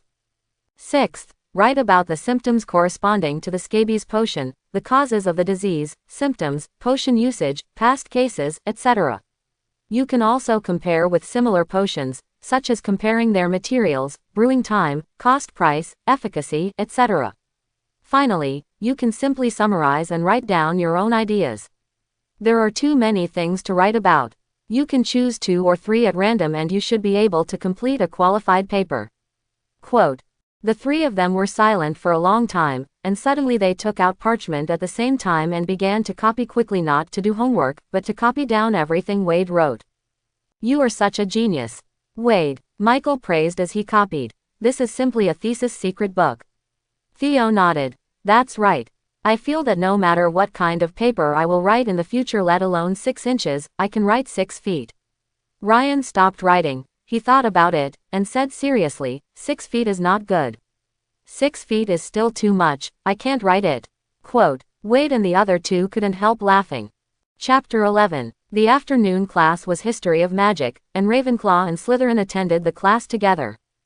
Sitting in front of Wade was a boy with light blonde hair, and he was followed by 2 chubby little followers. Wade recognized the boy as Draco Malfoy, the villain who had been at loggerheads with the protagonist for 7 years in the original book. But the relationship between Slytherin and Ravenclaw was okay, and Malfoy did not spray venom at everyone. On the contrary, except that he spoke in a somewhat arrogant manner and liked to show off his family background and wealth intentionally or unintentionally, he was still polite in the classroom. However, he must have a different attitude towards his nemesis Harry Potter. When Professor Binns appeared in the classroom through the wall, Malfoy was still talking bad about Harry Potter to his followers, showing off the scar on his head all day long, as if it was so great, and hanging out with the stinky Weasleys. His whole body was covered with the shabby smell of their family. The surrounding Ravenclaws looked sideways and quietly distanced themselves from the Slytherins.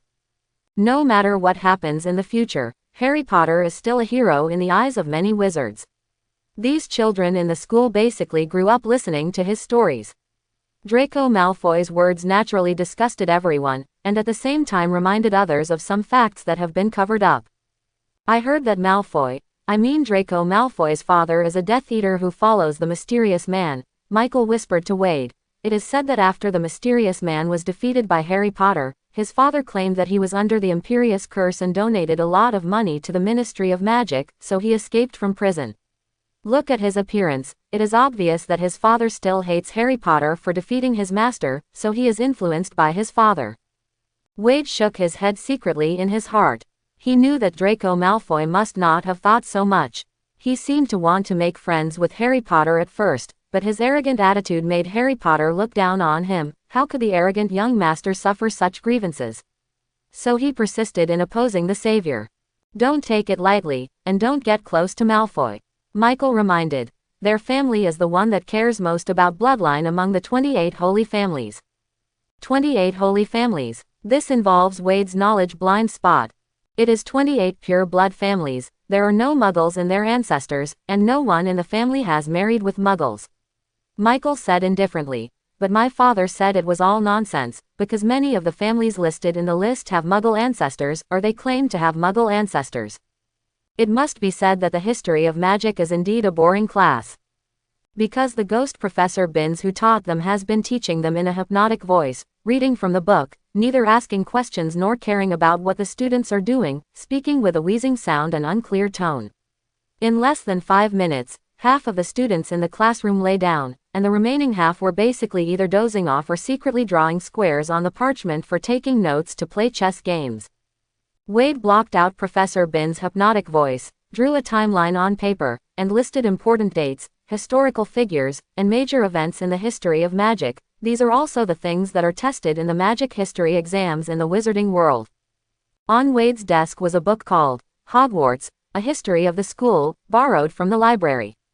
Comparing the two, one can't help but wonder what kind of magnificent adventures and struggles the 4 founders of Hogwarts had in history, and what role Hogwarts played in the next 1,000 years.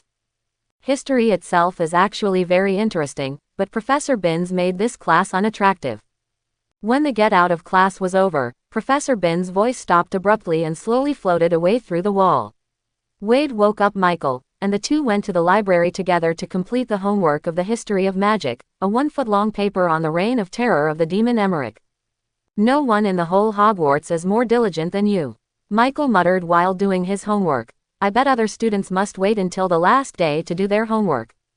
Before he finished speaking, a shaky figure passed by the two of them. Hermione was carrying a thick stack of books. When she saw Wade, she stopped and put the books on the table. Michael felt that the whole desk shook. Hi, Wade, Hermione greeted him, sat down directly, and asked, how is Ravenclaw? Except that there are too many stairs to climb, there is nothing wrong. Wade introduced. Hermione, this is Michael Corner. Michael, this is Hermione Granger, we met on the train. Hello. Hermione was very brave and enthusiastic like a little lion. She stretched out her hand directly. Are you also a Ravenclaw? Michael looked at the height of the stack of books, swallowed his saliva, shook hands and hesitated, but, maybe. In front of these two people, he deeply felt that he might not be worthy of calling himself a Ravenclaw. Maybe. Hermione frowned. Feeling the blood pressure of some kind of biological chain, Michael's stature inexplicably shrank a little. He whispered, can I ask, why did you take so many books? Are you going to read them all? Of course. These are the books I plan to finish reading this week, Hermione said as a matter of course. Michael's face turned pale, and he looked at Wade with his eyes. What's going on? A week. More curious than you. Wade raised his eyebrows slightly at him. Michael stopped complaining about Wade dragging him to do homework and lowered his head to concentrate on completing the rest of his paper. Wade, who had already completed the paper, continued to make his own timeline. Oh, your method is quite useful. Hermione leaned over to take a look and suggested, but I think it would be more inspiring to combine it with Muggle history.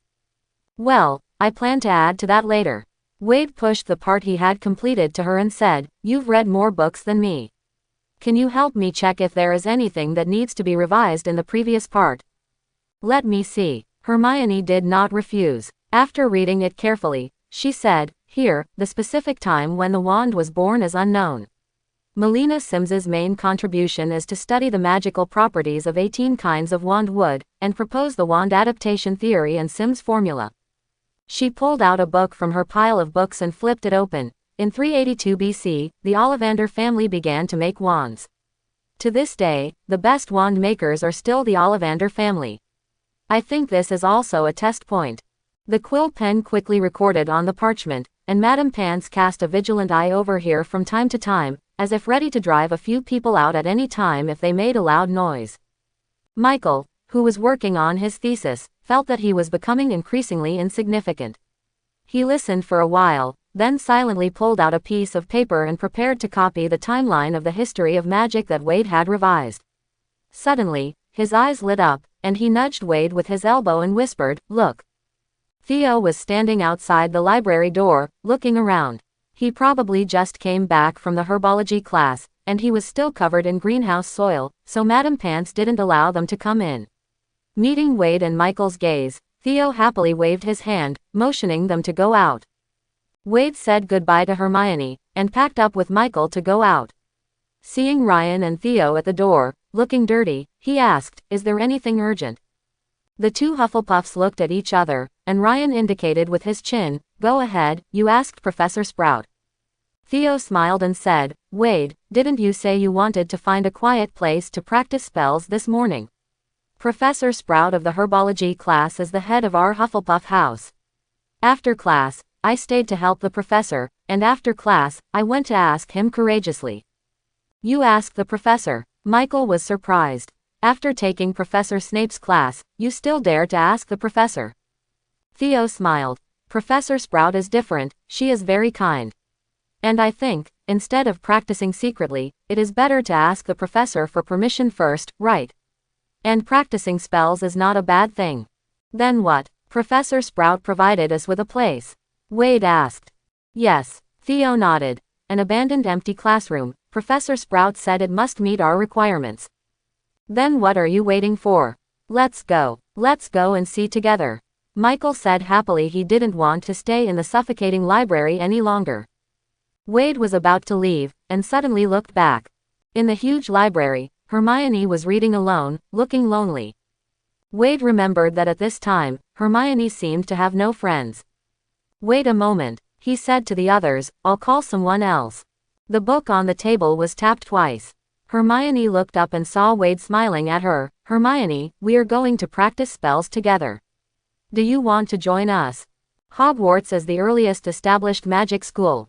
A long time ago, almost all underage wizards in Europe studied at Hogwarts.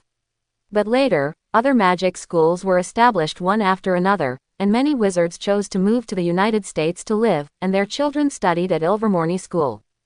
While climbing the stairs, Theo panted and said, "So, Hogwarts can normally accommodate 1,000 or 2,000 students and hundreds of professors.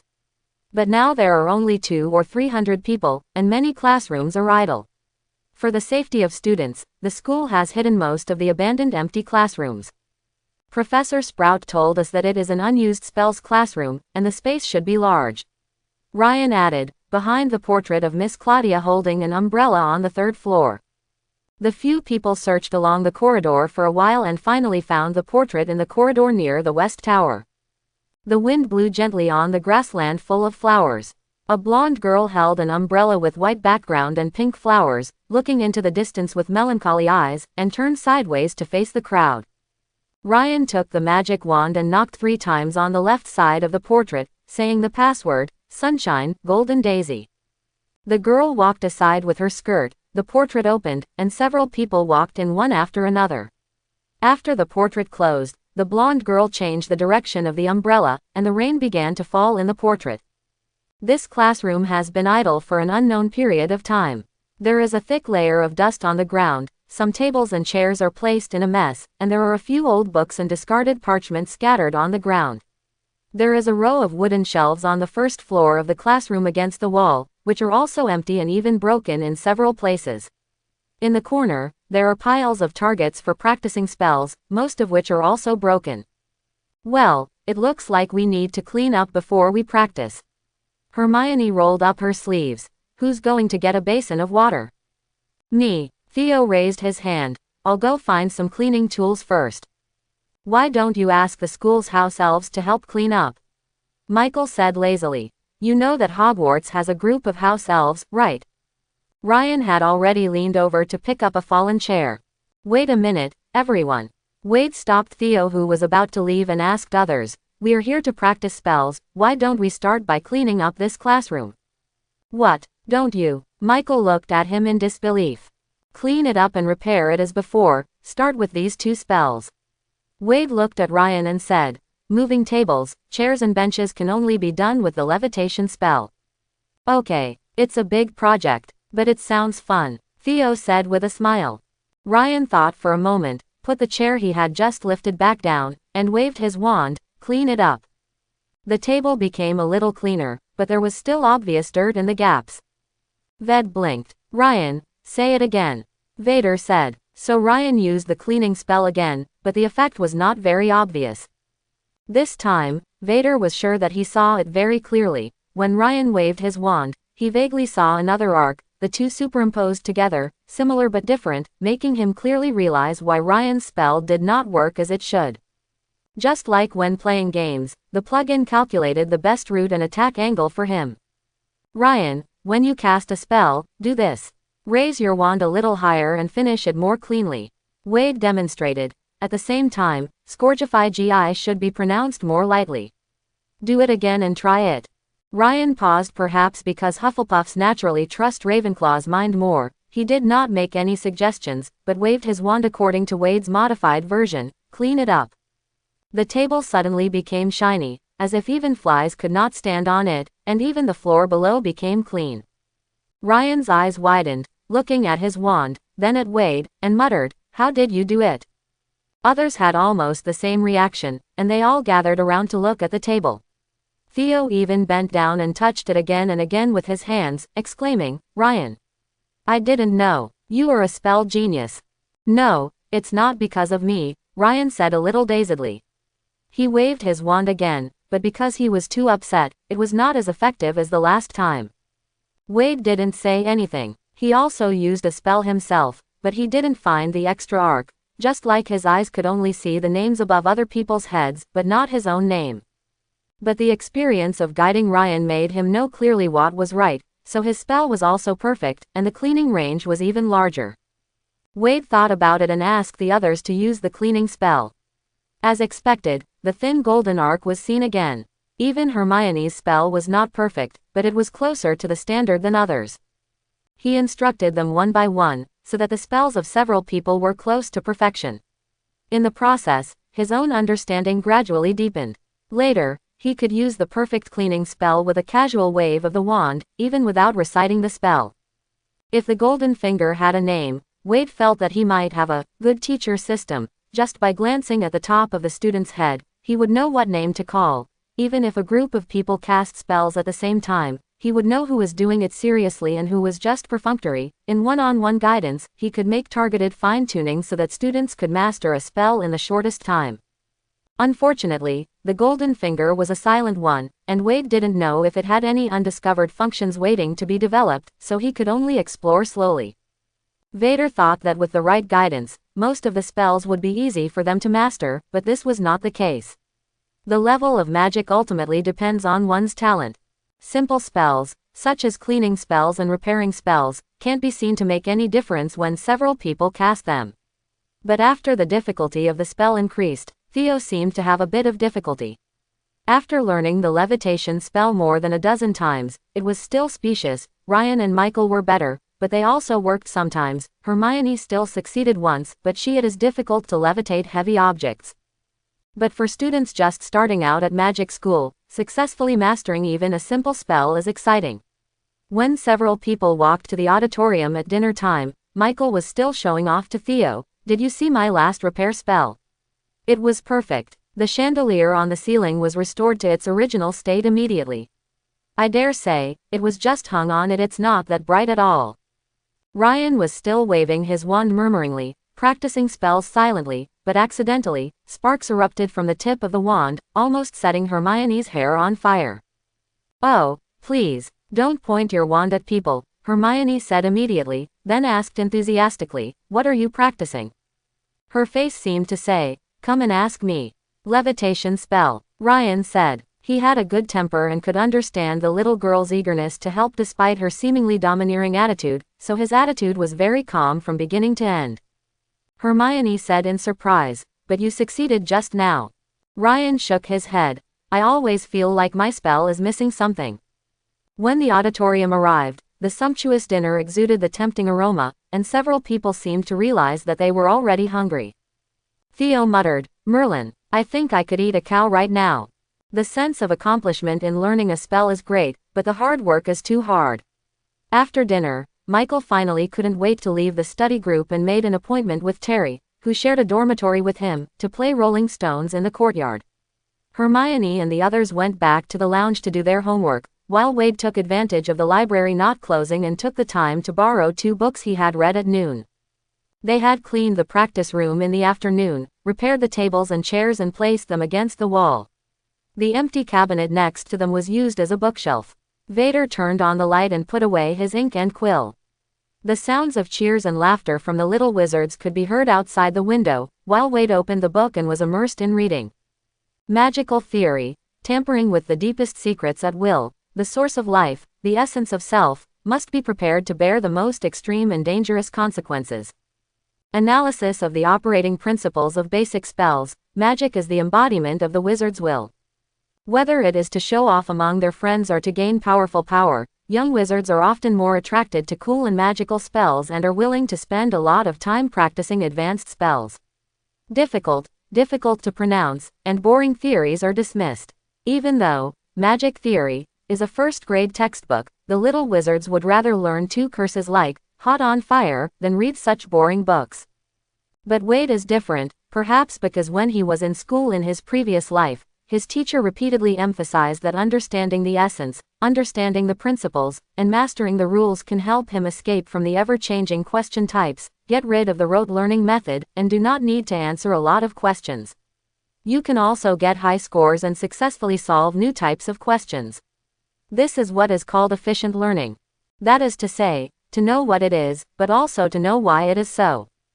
This kind of study habit made Wade a god of study. In the eyes of his teachers and classmates in his previous life, he went to bed early and got up early every day, and he still had time to play ball and play games. His grades were also among the best among many students who had headaches and thorns. Vader also maintained the same habit in this life. He believed that whether it was science or magic, or whether he had a golden finger or not, a solid foundation would definitely be of great and significant help to his learning. Defense against the dark arts was worse than expected. Vader had originally heard that Professor Quirrell was an extremely intelligent Ravenclaw who taught Muggle studies at Hogwarts a year ago. He is young, handsome, knowledgeable and very popular among the students. Vader thought that even though he had Voldemort hanging on the back of his head, his knowledge had not disappeared, and there should always be something useful in his classes. But the fact is that Quirrell lectured according to the script, and his words were confusing and his voice was unclear. It was hard to hear clearly when he was far away, but when he was close, the smell of garlic in his body caused pain to the Slytherins nearby. Mask. Putting himself in his shoes, Vader could understand his state. Anyone with an extremely evil soul parasitizing on his head would have no intention of preparing lessons. But understanding does not mean acceptance. During the second defense against the dark arts class, Vader sat at the far end and read a book for self-study. Transfiguration is the most complex and dangerous spell we have in the Hogwarts curriculum. Anyone who behaves mischievously in my class will be kicked out and will never be allowed in again. Professor McGonagall said sternly during Transfiguration class. With a wave of her wand, she transformed the desk into a pig and back again, and the students' eyes lit up. Transfiguration is the most elegant magic, but to learn Transfiguration, you first need to understand Gamp's law of Transfiguration. Write it down, students. Don't be stupid. Before using the Transfiguration spell, you must first clearly picture in your mind what you want the object to look like. No distracting thoughts. Chaotic thinking will definitely lead to failure, and there are countless examples of this in history. It is very important to wave the wand firmly and decisively. When you first start learning, you must recite the spell clearly, but skilled wizards can complete the transformation without saying the spell. Incomplete transformation is both irresponsible and dangerous, especially in biological transformation. This involves the 3 theories of the law of transformation. If the transformation fails, it may cause extremely serious consequences. For example, a few years ago there was a French wizard. So when the transformation fails, it should be stopped immediately and restored to its original state. The spell is Restore Original Form. Practice it with me now. Wade wrote at least 13 inches of notes on parchment and practiced restore original form several times before Professor McGonagall asked them to really start practicing transfiguration. She gave each person a match and asked them to turn it into a needle. Some students recited the spell loudly and poked the match, but there was no change. Wade did not act immediately. A sentence he read in a book yesterday flashed through his mind: magic is the embodiment of the wizard's will. Magic is a kind of power that can make all wishes come true, and transfiguration is the most typical embodiment. Many students seemed to think that the transformation was unsuccessful because their spells were not recited clearly and accurately enough, or their wand movements were not decisive enough, so they tried in various ways. But when Professor McGonagall turned the table into a pig just now, there was no special movement or spell at all. Just a tap of the wand and the table deformed. Vader raised his wand and pointed it at the match. In mind, clear images, unbreakable faith, and unwavering confidence. If the concept of needle is vague in your mind, or you are thinking, this is really difficult, can magic do it? I can't do it, I will definitely fail at the beginning. With such thoughts, it will be difficult for the spell to succeed. The wand is like a guide for the magic power in the wizard's body, making the magic power more compliant and peaceful, while incantations, gestures or magic rituals are more like means to strengthen beliefs and the wizard's self-hypnosis. A skilled wizard can make the world change according to his will without any extraneous things. Very good, Miss Granger. Professor McGonagall suddenly praised. It's an obvious change, one more point for Gryffindor. The surrounding students couldn't help but stretch their heads to take a look, and saw that the match in front of Hermione not only became very pointed at one end, but also was a little closer to silvery white in color, making it look a bit like a needle. The brown-haired girl tried hard not to show her excitement, her eyes sparkling. Professor McGonagall said, "Miss Granger, maybe you would like to demonstrate the process of transformation with everyone again." In view of. Before Professor McGonagall finished speaking, she heard a burst of exclamation from the students on the other side. Wade's match suddenly became slender and sharp, with thin holes at the end, and the surface shone with a metallic luster. Professor McGonagall walked over quickly, used her wand to levitate the needle and inspected it carefully, with a happy and satisfied smile on her face. Perfect transformation, plus 3 points for Ravenclaw. She restored the needle to its original shape and asked the little wizards to gather around to watch Vader's demonstration. In the midst of everyone's gaze, Vader muttered a spell in a low voice and tapped his wand lightly. The match quickly stretched and changed color, and in an instant, a slender silver needle appeared on the table. Everyone exclaimed, "Wow," in unison. Wade raised his eyes, glanced at Hermione who had a somewhat unwilling look on her face, and then met a pair of green eyes. The boy with messy black hair smiled friendly, with surprise and admiration in his eyes, while the red-haired boy with freckles next to him had a silly expression. "They say Ravenclaw is the smartest." After class, Vader heard the red-haired Ron say to Harry, "I understand a little better now." After Transfiguration class, there is Charms class, with only 10 minutes to change classrooms. After Professor McGonagall finished assigning the homework, a group of people all headed towards the Charms classroom with a huff of cheers. The Charms class was still divided between Ravenclaw and Gryffindor. Hermione ignored the difference between the colleges and sat directly next to Vader and asked, "Do you have any other plans after class?" Wade said, "Get ready to go to the practice room." "Okay." Hermione breathed a sigh of relief and said, "I also plan to go over there and continue to practice transfiguration." "How did you succeed in it? Do you have any tips? As for the trick, you have to believe that you can definitely do it. This is the most important thing." Before Vader could finish his words, Professor Flitwick walked in. Phileas Flitwick, Professor of Charms, is the headmaster of Ravenclaw House. He is only 1 meter tall and about the size of a 3 or 4-year-old child, but he has long white hair and a fluffy white beard. In order to teach the students who were taller than him when they sat down, Professor Flitwick had a thick pile of books placed on his desk, forming the shape of steps, and he climbed to the top of the steps. Some of the students couldn't help but chuckle. Okay, children."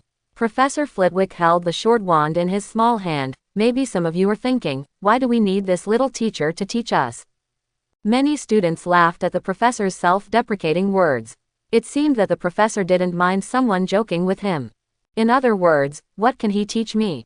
Professor Flitwick said, waving his wand, and a flock of birds flew out from the tip of his wand and flew around the heads of the students. He clicked with the wand again, and the two books grew slender arms and legs like bamboo branches, floating in the air and dancing. The students applauded one after another, convinced.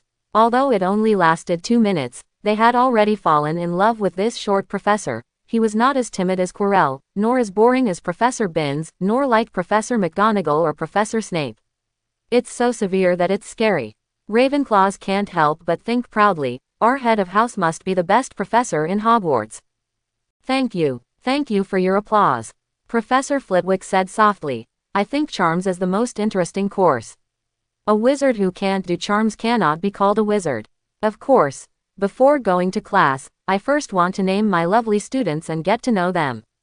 Professor Flitwick called the names from the roster, and things started going smoothly until Harry Potter. Before waiting for an answer, the professor screamed and fell from the pile of books with a thud. The students were stunned and looked at each other. Many of them looked at the black-haired boy. Harry Potter raised his right hand awkwardly and said hesitantly to the empty pile of books, I'm here, Professor. There was another small scream from behind the pile of books. After a long time, Professor Flitwick with a messy beard crawled out from inside, muttering, Oh, of course you were in my classroom too, of course, I should have known it long ago. The elderly professor touched his beard, gave himself a clean up, looked at Harry Potter excitedly, and said, Nice to see you, kid. Harry nodded and smiled shyly. Wade didn't know if Professor Flitwick saw someone's shadow in Harry Potter. He was silent for a moment before continuing to call the roll. The first spell class, of course, also started with theory. We only learned the simplest spell, Lumos. This kind of spell can be learned by practicing it twice at home before school starts. Therefore, by the end of the get out of class, everyone has successfully mastered it. Professor Flitwick generously gave both colleges similar marks. He didn't leave much homework, only 3 inches, which was basically a review of the key points covered in class. If Wade was a little lazy and handed in his notes in class, it would probably be about the same. After the freshmen gradually became familiar with the ever-changing stairs in the castle, Wade's life in Hogwarts also formed a certain routine. The schedule for first-year freshmen is very easy. There is only 1 class a day at the least, and no more than 3 classes at most. The rest of the time is at the student's disposal. After seeing such a class schedule, Wade was very skeptical for a while. Why can't those students who complain about the professor's too much homework on time complete a few inches of paper? In his previous life, when Wade was less than 10 years old, he had to write at least 300 words, and that was in Chinese, which is called a language compression package. If converted to English, he could easily expand it to 1,000 words. After systematic training in high school, college, and graduate school, it is not impossible for him to write 10,000 words in 2 days. After studying with Michael, Hermione and others for a period of time, Wade understood the reason. Among the first-year students, except for Wade, Hermione was the easiest to complete the paper. At the very least, she would not make mistakes in basic grammar, and rarely encountered words that she could not spell. She could quickly grasp the key points in the text and then retell them clearly. The above points were difficult for the other 3 to do, even Michael from Ravenclaw. Because they all came from wizard families. The lives of wizards and ordinary people are almost completely isolated, even if one of the couples is a muggle. Most wizard families live in isolation. Not only do they never take the initiative to contact muggles, they will also set up muggle-repelling spells near their homes to prevent muggles from accidentally breaking into their lives. Therefore, wizards do not understand how muggles dress, do not understand the development of muggle technology, and will not send their underage children to muggle schools to study. In their eyes, this is no different from humans sending their children to monkeys living in trees to teach. There is only one magic school in the UK, Hogwarts, and there is no magic elementary school or magic university. In the wizarding world, children under the age of 11 are basically educated at home. If parents have time, they will teach their children to read, write, and do simple arithmetic. If they encounter irresponsible parents, their children may not even know how to spell with a quill pen. Michael and his friends have basically been educated by their parents since they were 5 or 6 years old. At least they don't have much problem with reading and writing. However, being able to read and write is different from learning ability. Compared with the systematic education in Muggle schools, the family education of wizards lacks a lot of things. For example, when wizard parents teach their children to read, they don't actually cultivate the ability of logical reasoning and induction and summary. Wade suspects that many wizards may not have any concept in this regard at all. After all, they have always been dismissive of Muggle theories. And the little wizards, including Hermione, basically lack the ability to quickly extract the key points from the article and understand it. For example, the young wizards can only understand the temperature of objects A and B is equal, and the temperature of B and C is equal, so the temperature of A and C is also equal. But their reference books say, if each of the two thermodynamic systems is in thermal equilibrium with the third thermodynamic system, then they must also be in thermal equilibrium with each other. That is, if it can be confirmed that the physical properties of the two systems will not change when heat can be exchanged, even if the two systems are not allowed to exchange heat, it can be confirmed that they are in a state of mutual equilibrium. Young wizards. A string of letters slid smoothly through the brain without leaving a trace. Hermione can memorize all the content with her powerful memory, and then slowly understand it by comparing different materials, but most young wizards can only write down a bunch of notes that they can't understand, scratch their heads and hand in a homework, hoping that the professor will be kind enough to give them an A pass.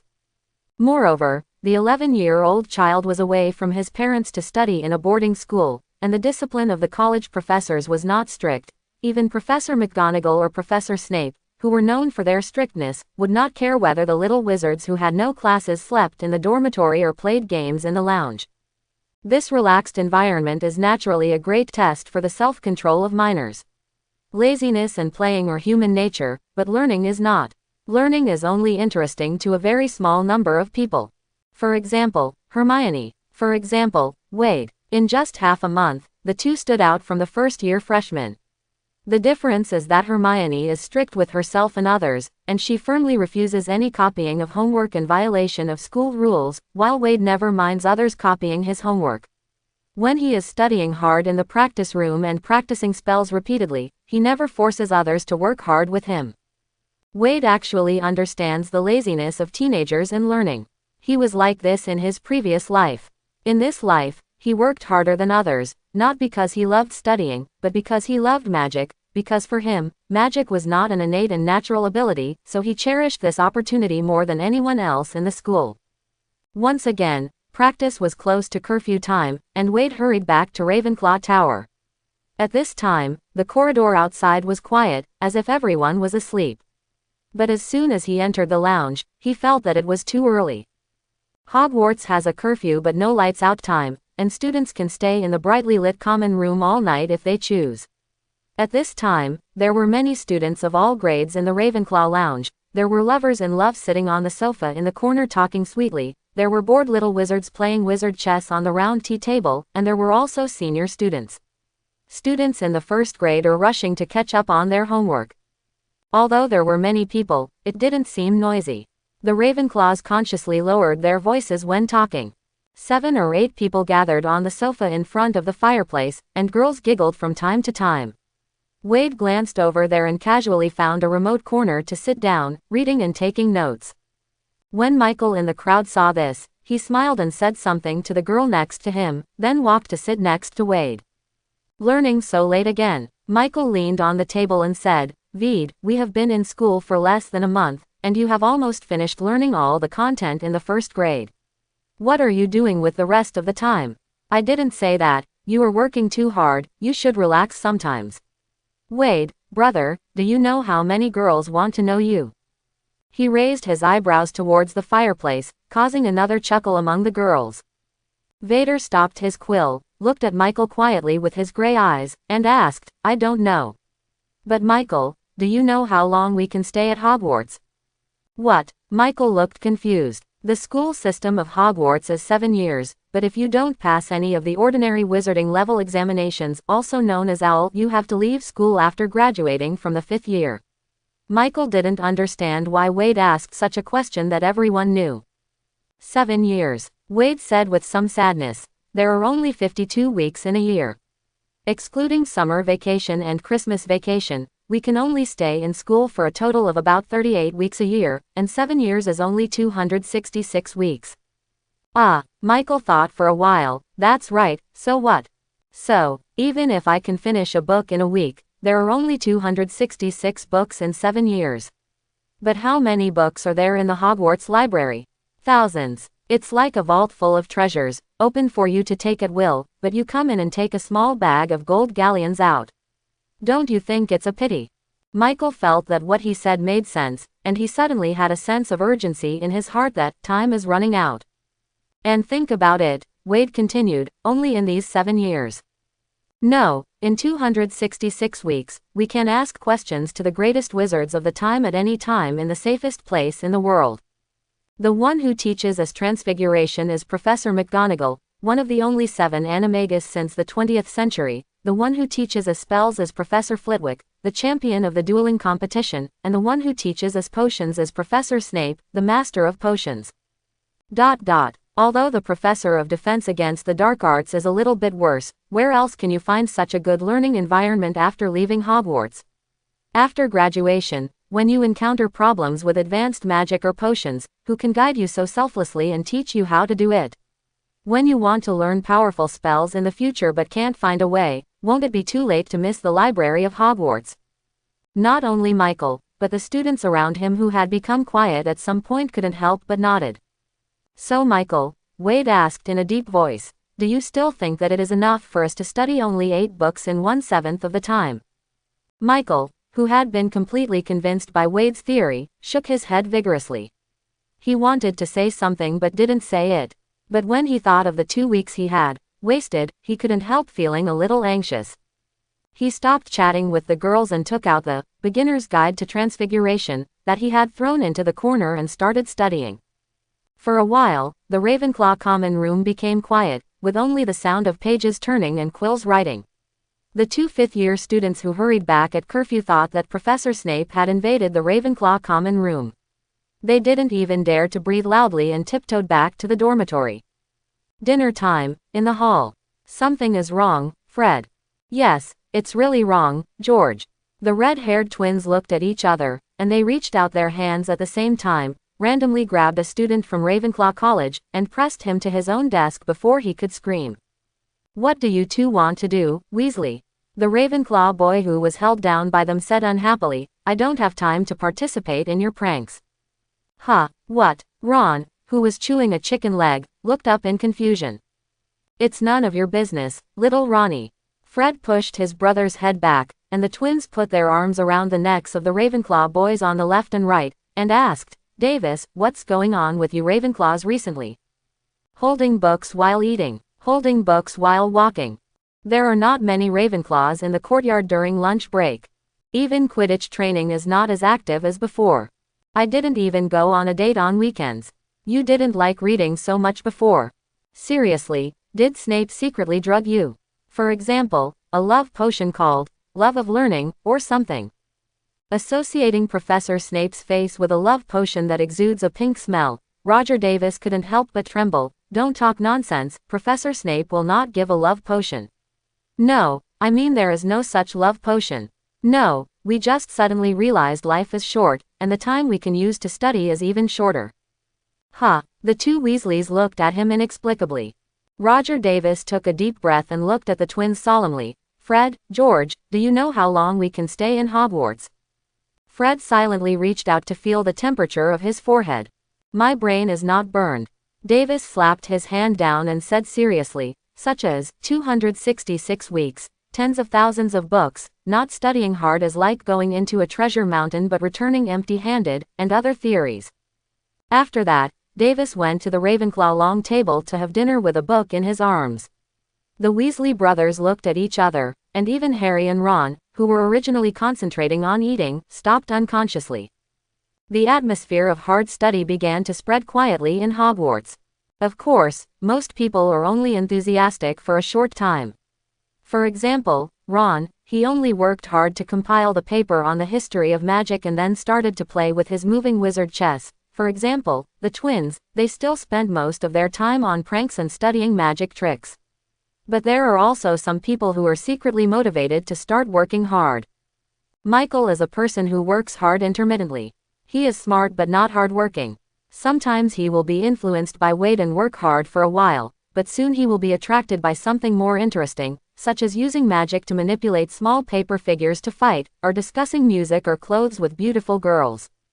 In the practice room, most of the time it is Wade, Hermione, Theo and Ryan.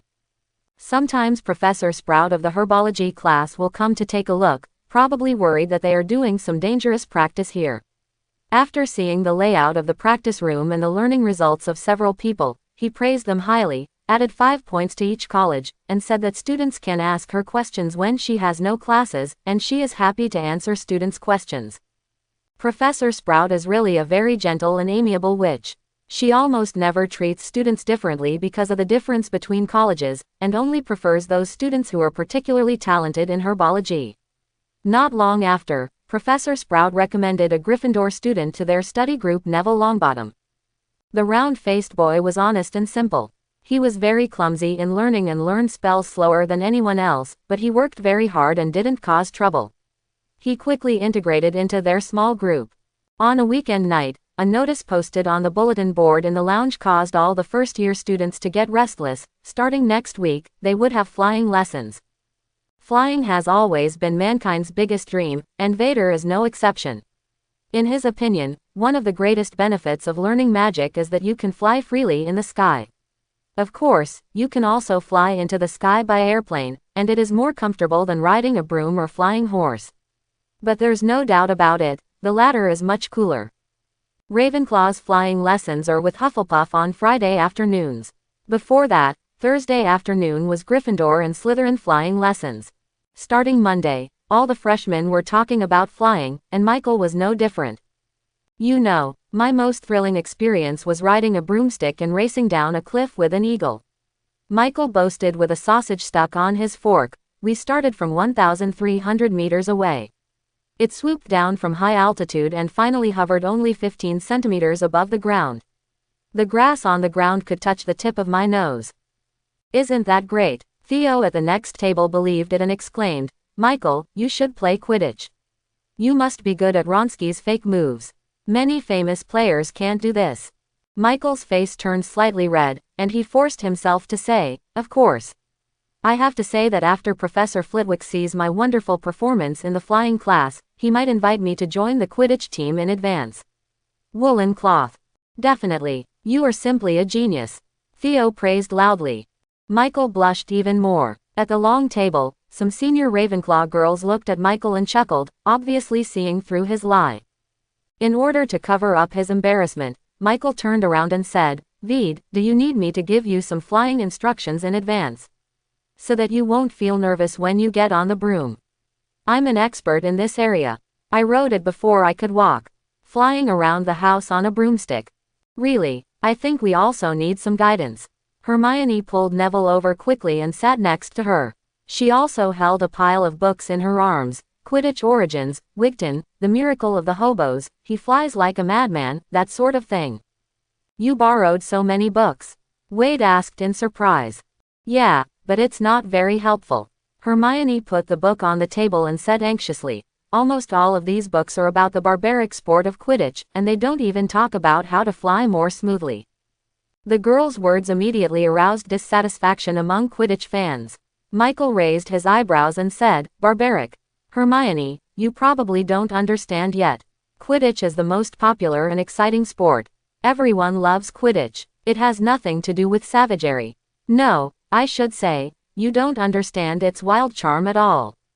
Really? Hermione asked unceremoniously, but it makes Snidget a protected animal. On the verge of extinction. There's nothing wrong with Quidditch. Michael yelled first, then asked strangely. What is the golden snitch? Does it sound a bit like the golden snitch? That is a small bird that flies quickly. Vader happened to have seen this part before. He said, in the past, a golden snidget was released in Quidditch games. When did the team's hunters kill the bird? Die, when will the game end? Therefore, the number of snitches has become extremely rare from being as common as sparrows, and protected areas have to be established to prevent them from being completely extinct. Later, although the golden snitch was invented to replace the role of the snitch, Quidditch in some countries. The team seems to have retained its old customs, so until now, Golden Snidget is still a protected animal. Hermione raised her head and said, "Yes, so Quidditch is a barbaric sport based on the lives of countless gold snitches. It's a pity that not many people pay attention to the poor gold snitch now, just for the kind of sport that can cause death." Cheer. The girl completely forgot why she was sitting at this table, hugged her book and left angrily, leaving the remaining boys looking at each other. After a while, Neville said timidly, "So, flight instructor, is there any more?" He said with a frown, "I have never flown before, and my grandma won't let me get close to a broomstick, not even a toy broomstick. No." "Well, of course," Michael said enthusiastically. "It's actually very simple to ride a broom. You just need to hold the stick in front of you with your hands, and then push hard with your feet, and you can fly. The most important thing is to keep your balance and turn. You must be flexible when doing it. The models of various flying broomsticks are very different. It would be good if the public broom provided by the school can have a sweeping 7-star, but the best one at the moment is definitely the Nimbus 2000. Michael's flight instructions were only 2 or 3 sentences long, and he spent the rest of the time talking endlessly about the capabilities of the Nimbus series.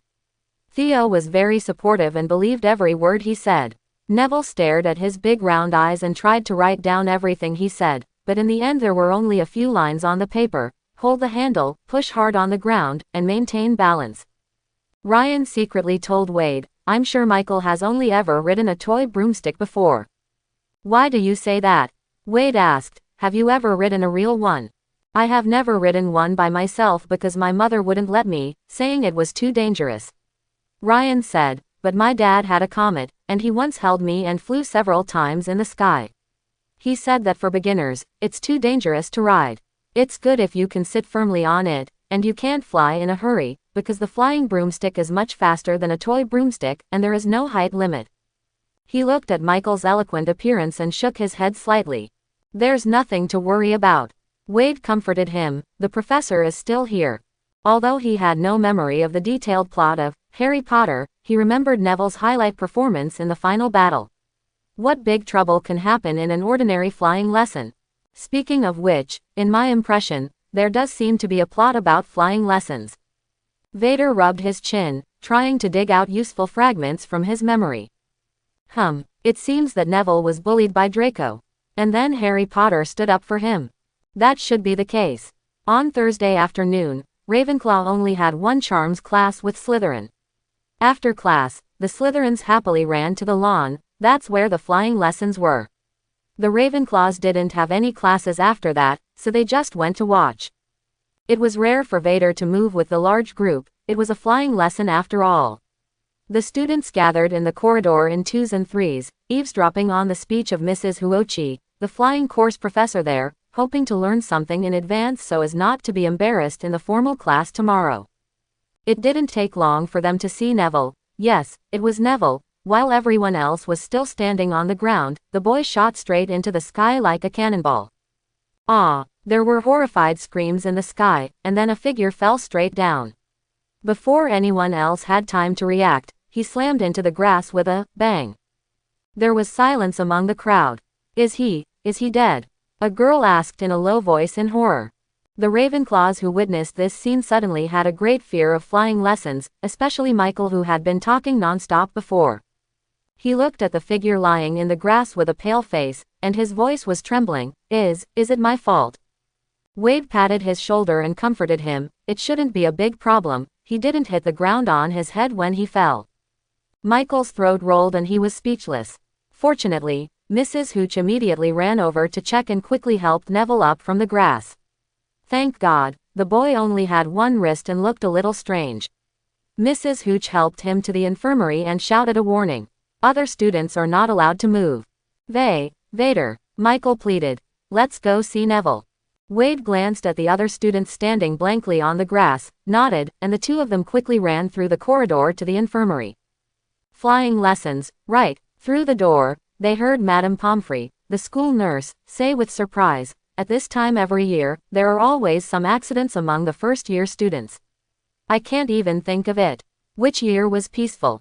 Wade gently opened the door, and Michael squeezed one head in first. Neville was seen crying and sitting on the bed in the infirmary. Madame Pomfrey held his arm and gently shook the wand to check. The top of the wand was scattered with feather-like light. Then this student will be left to you, Mrs. Huochi said eagerly. There are still more than 20 students on the lawn with unattended brooms. Alas, if it weren't for the lack of time, I should really ask Mr. Filch looks at them. Madame Pomfrey said, okay, all. Mrs. Huochi was obviously impatient. She turned around and left in a hurry after hearing, okay. The door suddenly opened and Michael stumbled in. Seeing the two students, Mrs. Huochi's eagle-like eyes immediately stood up, as if she was about to reprimand them. But then she noticed their blue and bronze ties, and her anger died down again. Since they were not students who had sneaked out of her classroom, Mrs. Huochi had no time to care about them and walked away with wind on her feet. Take good care of this child. The rest of Madame Pomfrey's words seemed like she was talking to herself. She gently comforted the crying Neville. Don't worry, it's just a small problem. Let's take a look. It'll be cured. I promise you won't miss tonight's dinner. Madame Pomfrey waved her wand and a potion flew from the shelf. She let Neville drink, then pointed her wand at his arm and whispered a spell. As if in the blink of an eye, the boy's broken wrist was reattached. Judging from his expression, Neville didn't even feel much pain. Vader watched in amazement. What about you, children? Madame Pomfrey turned to look at the two people at the door and asked, are you injured? Are you sick? Or are you hungry?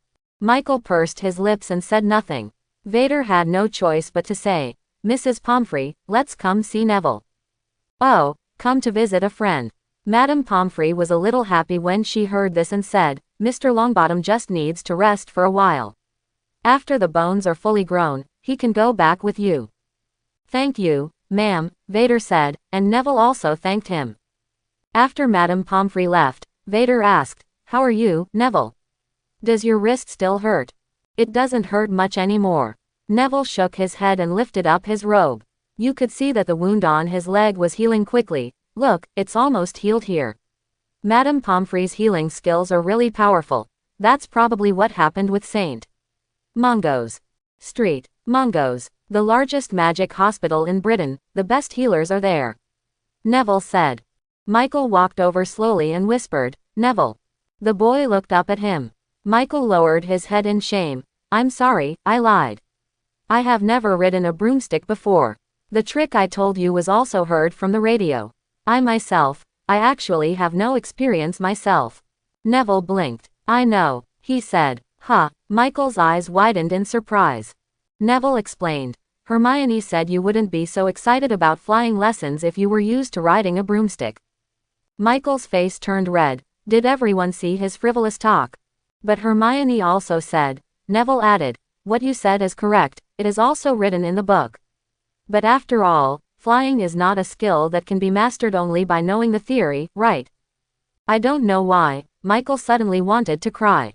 Wade looked at this scene with a smile. Originally, when he looked at these classmates, he felt somewhat like taking care of children.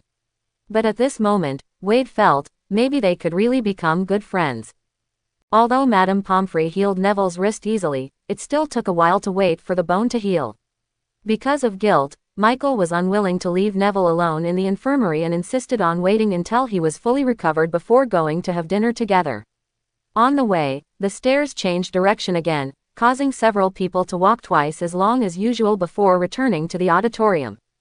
In short, when they returned, the last dessert on the long table also disappeared. Oh, bad, Michael said with a bitter face. I should have some candy in my dormitory. Hi, Michael, Neville, Wade. Theo and Ryan came over. The two of them have been friends since childhood, and they are almost inseparable like conjoined twins after going to school.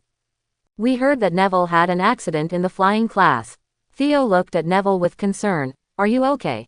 Broken wrist. Neville raised his arm to show him, but Madame Pomfrey healed it in a moment. Great. Theo grabbed his arm and looked at it, and said happily. Have you had dinner? Ryan asked. We didn't see you just now. No. Michael looked at the two pitifully, and asked expectantly, did you two leave us a piece of bread or something? No, but it's better than that. Theo pulled Michael out of the hall. Come with us. Where are we going? Neville asked confusedly. You'll see it soon. This is a secret that only Hufflepuff students know. A senior student told us the day before yesterday. Theo said excitedly. I dare say that nothing can be hidden from the Weasley twins. Michael said to Wade, and Wade nodded in agreement. They passed through a door and walked down a stone staircase to a wide stone corridor. The torches on the walls on both sides illuminated the corridor. There were many decorative paintings on the walls like other places in the castle, but there were few people in the paintings, all of them were various delicacies. Theo stopped in front of a huge fruit painting, reached out his hand, and gently scratched the pear in the painting. The pear squirmed as if it was ticklish, chuckled, and turned into a green doorknob. Theo grabbed the door handle and pulled it open, and everyone entered one after another. This is a very vast room.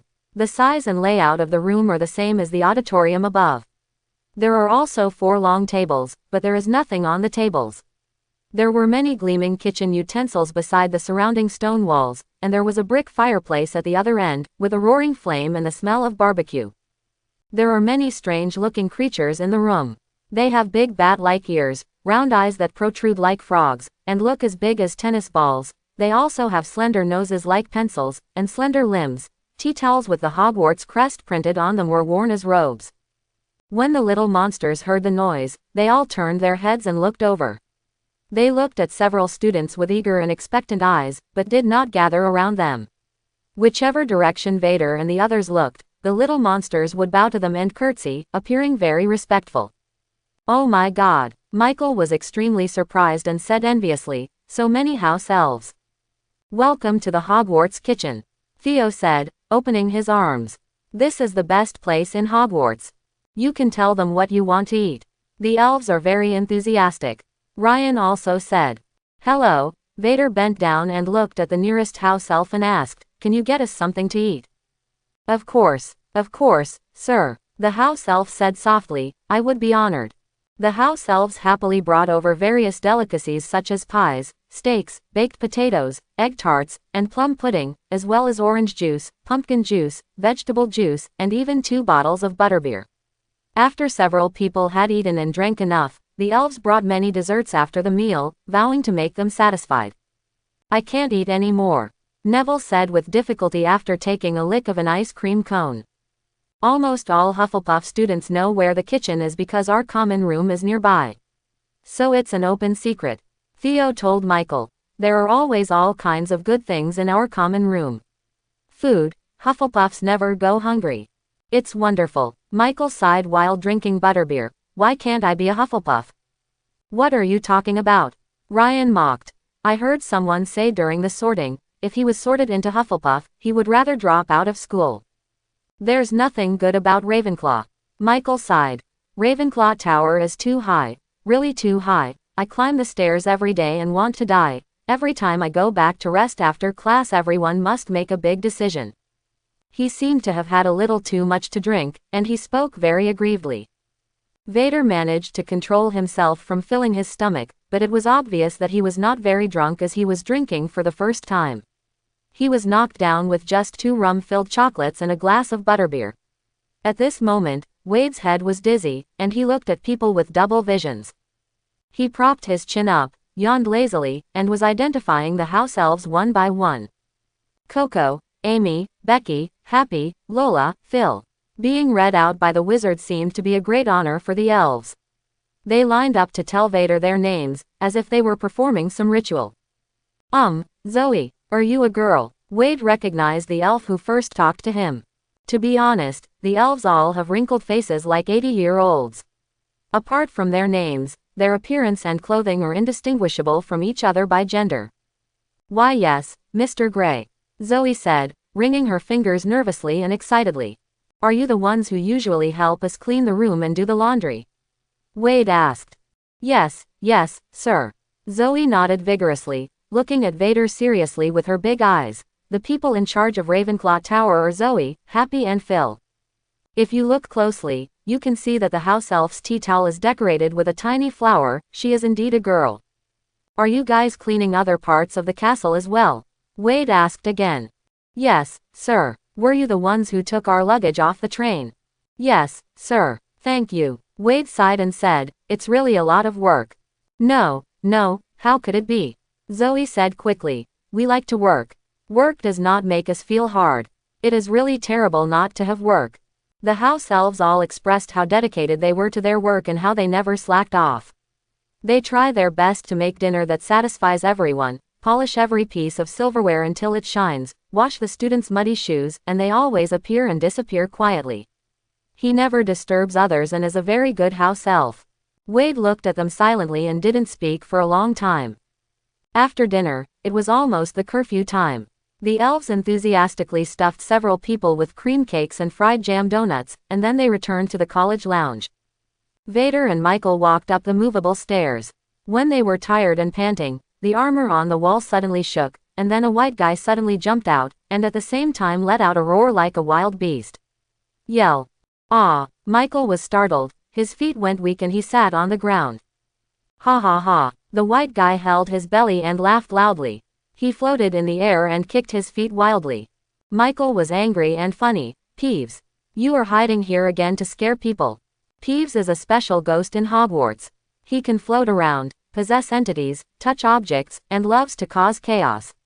As his name suggests, he is a very naughty and mischievous guy. "Look, there are two little wizards here. They stay up at night and wander around outside." In the corridor, Peeves circled around Vader and the two of them and said maliciously, "Wait a minute, I want to call Fairy come here chi. Catch you little rascals." Peeves likes to scare students who go out at night like this, and then chase them all the way to watch them run back to the dormitory in panic. Sometimes he will tease them by pulling their robes and hair. But this time he miscalculated, because with a wave of Vader's wand, a row of golden characters appeared in front of him, writing the current time. "Ha!" Michael gasped and laughed. "There are still 7 minutes until curfew. You can't fool us, Peeves."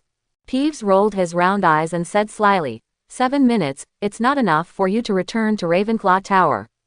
"Yes, but by the time you recruit Filch, we will definitely have gone back," Wade said comfortably.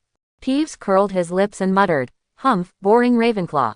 He turned around and floated away to find other students to play pranks on. Michael breathed a sigh of relief. "Fortunately, I wasn't pestered by Peeves. It would be terrible if he really called Filch. It is unlikely that Peeves will go to Filch." Vader pulled him up from the ground and said, "Have you forgotten? The two of them hate each other, and Peeves will not be willing to do it to make Filch happy." Quote.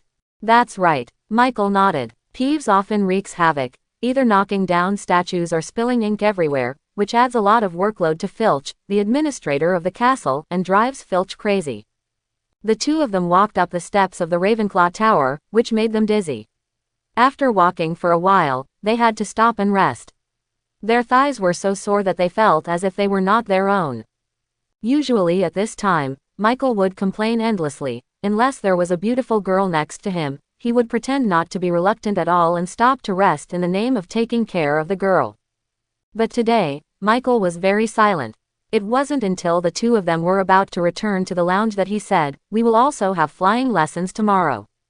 "Wade, yeah, forget the nonsense I said," Michael said sullenly. "Follow Mrs. Hooch's instructions and take your time." Vader said helplessly, "What happened to Neville was just an accident. Not everyone is as unlucky as him." Michael may not know this in his heart, but he can't let go of the burden in his heart for a while.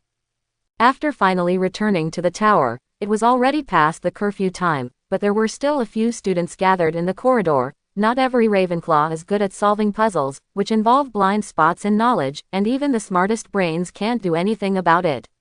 So sometimes you can see more than 20 students standing outside the common room, discussing and answering the questions of the day. Wade walked over and knocked on the bronze door knocker on the wooden board. The eagle's beak on the door knocker suddenly opened, and said in a voice as gentle as a chant, "There are hands above and below, sometimes crawling and sometimes walking. When walking, they look like people, and when they crawl, they look like dogs." The questions posed by the eagle-shaped door knocker must be answered correctly for the lounge door to open. Michael imagined some kind of dark crawling creature covered with hands, and said with a horrified look, "What kind of monster is this? Is it a demon from some mythology?" He hurriedly found his textbook, Monsters and Their Origins, from his bag and flipped through it without hesitation. Don't read it, it's not in the book. A Ravenclaw student said tiredly, I've already read through the entire book. Several others nodded silently. Vader stood thinking. The bronze door knocker is like the legendary Sphinx.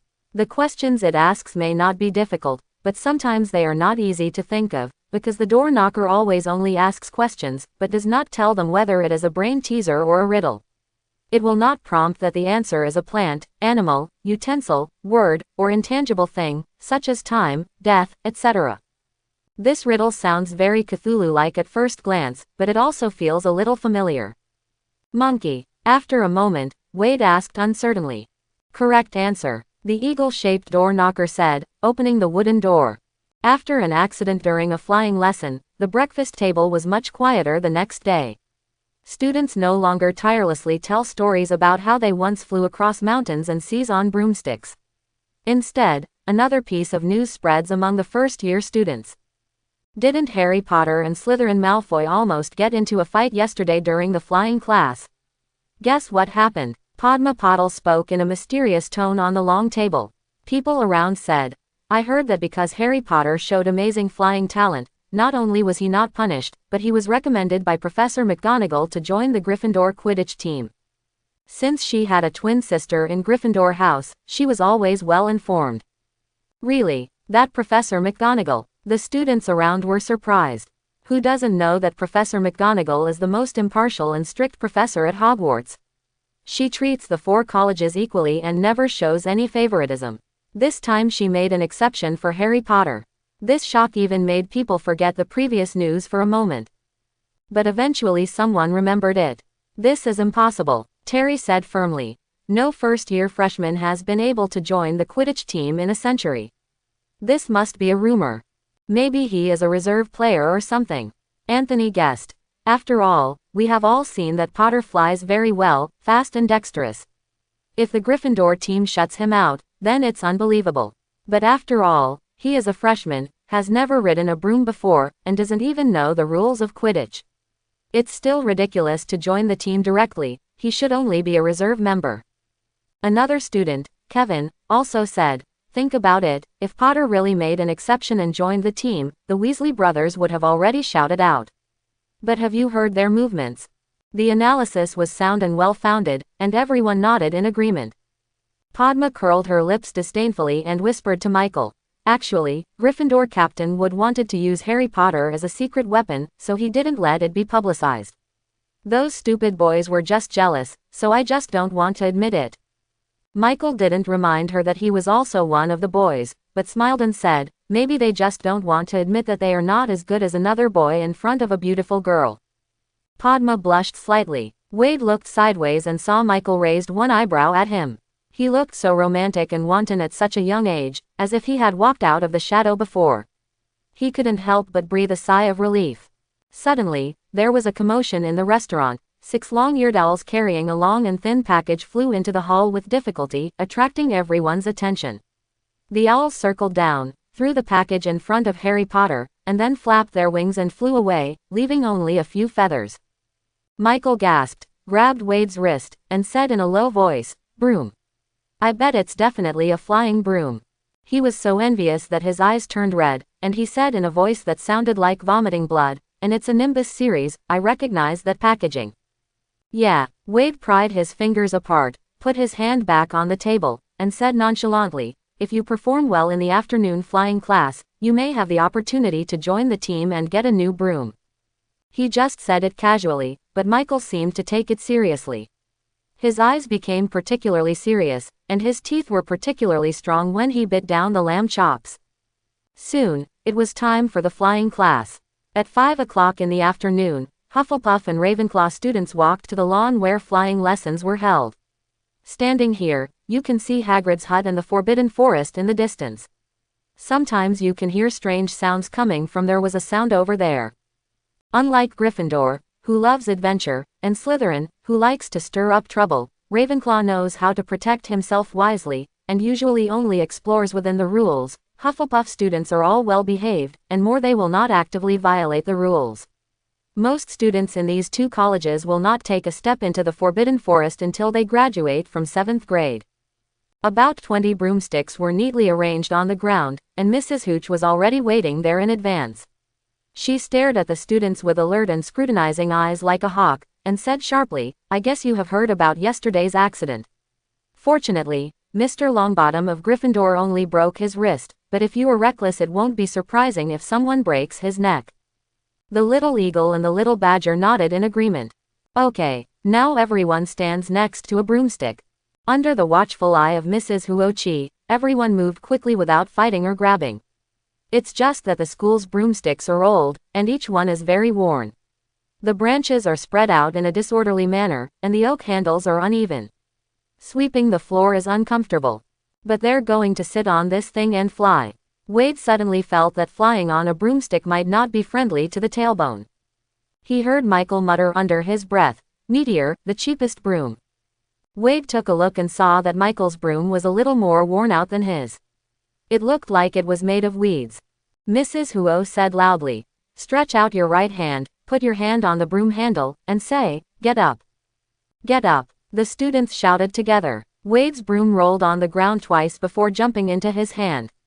He reached out and held it, feeling that he didn't need to use much force because the broom would float in the air on its own. He turned to look at the others. Some people succeeded immediately, and some people, like Michael, the broom bounced on the ground like a dehydrated fish, and it took a long time to reach his hand. After all the students held the broom, Mrs. Huochi taught everyone how to ride the broom so as not to fall off, and severely corrected some students' wrong sitting postures. Vader originally thought this would be simple, because he remembered that in the movies, Harry Potter always just jumped on his broom and flew away.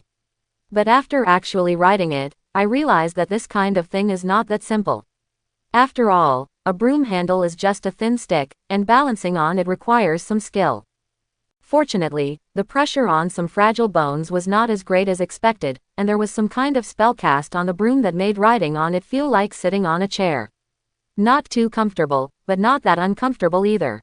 Until everyone's sitting position satisfied Mrs. Hooch, she allowed the students to proceed to the next step, flying.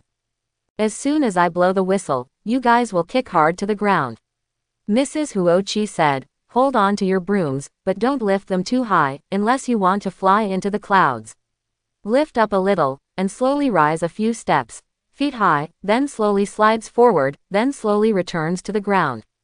Mrs. Huochi said slowly 3 times in a row, and then said, "Pay attention to my whistle, 3, 2, 1.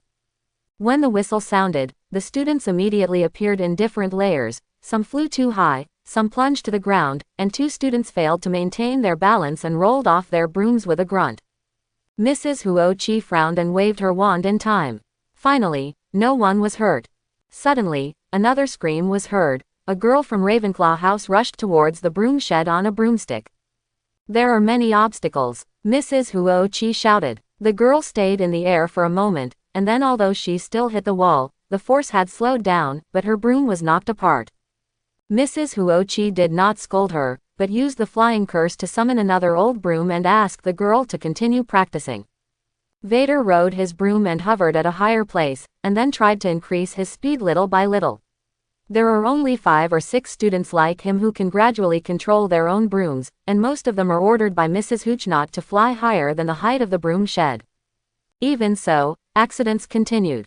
For example, 2 students' broomsticks were crooked, and then collided in the air uncontrollably. For example, there was a Hufflepuff boy who flew very well at low altitude, but as soon as he raised his broom to a height of less than 5 meters, he blinked.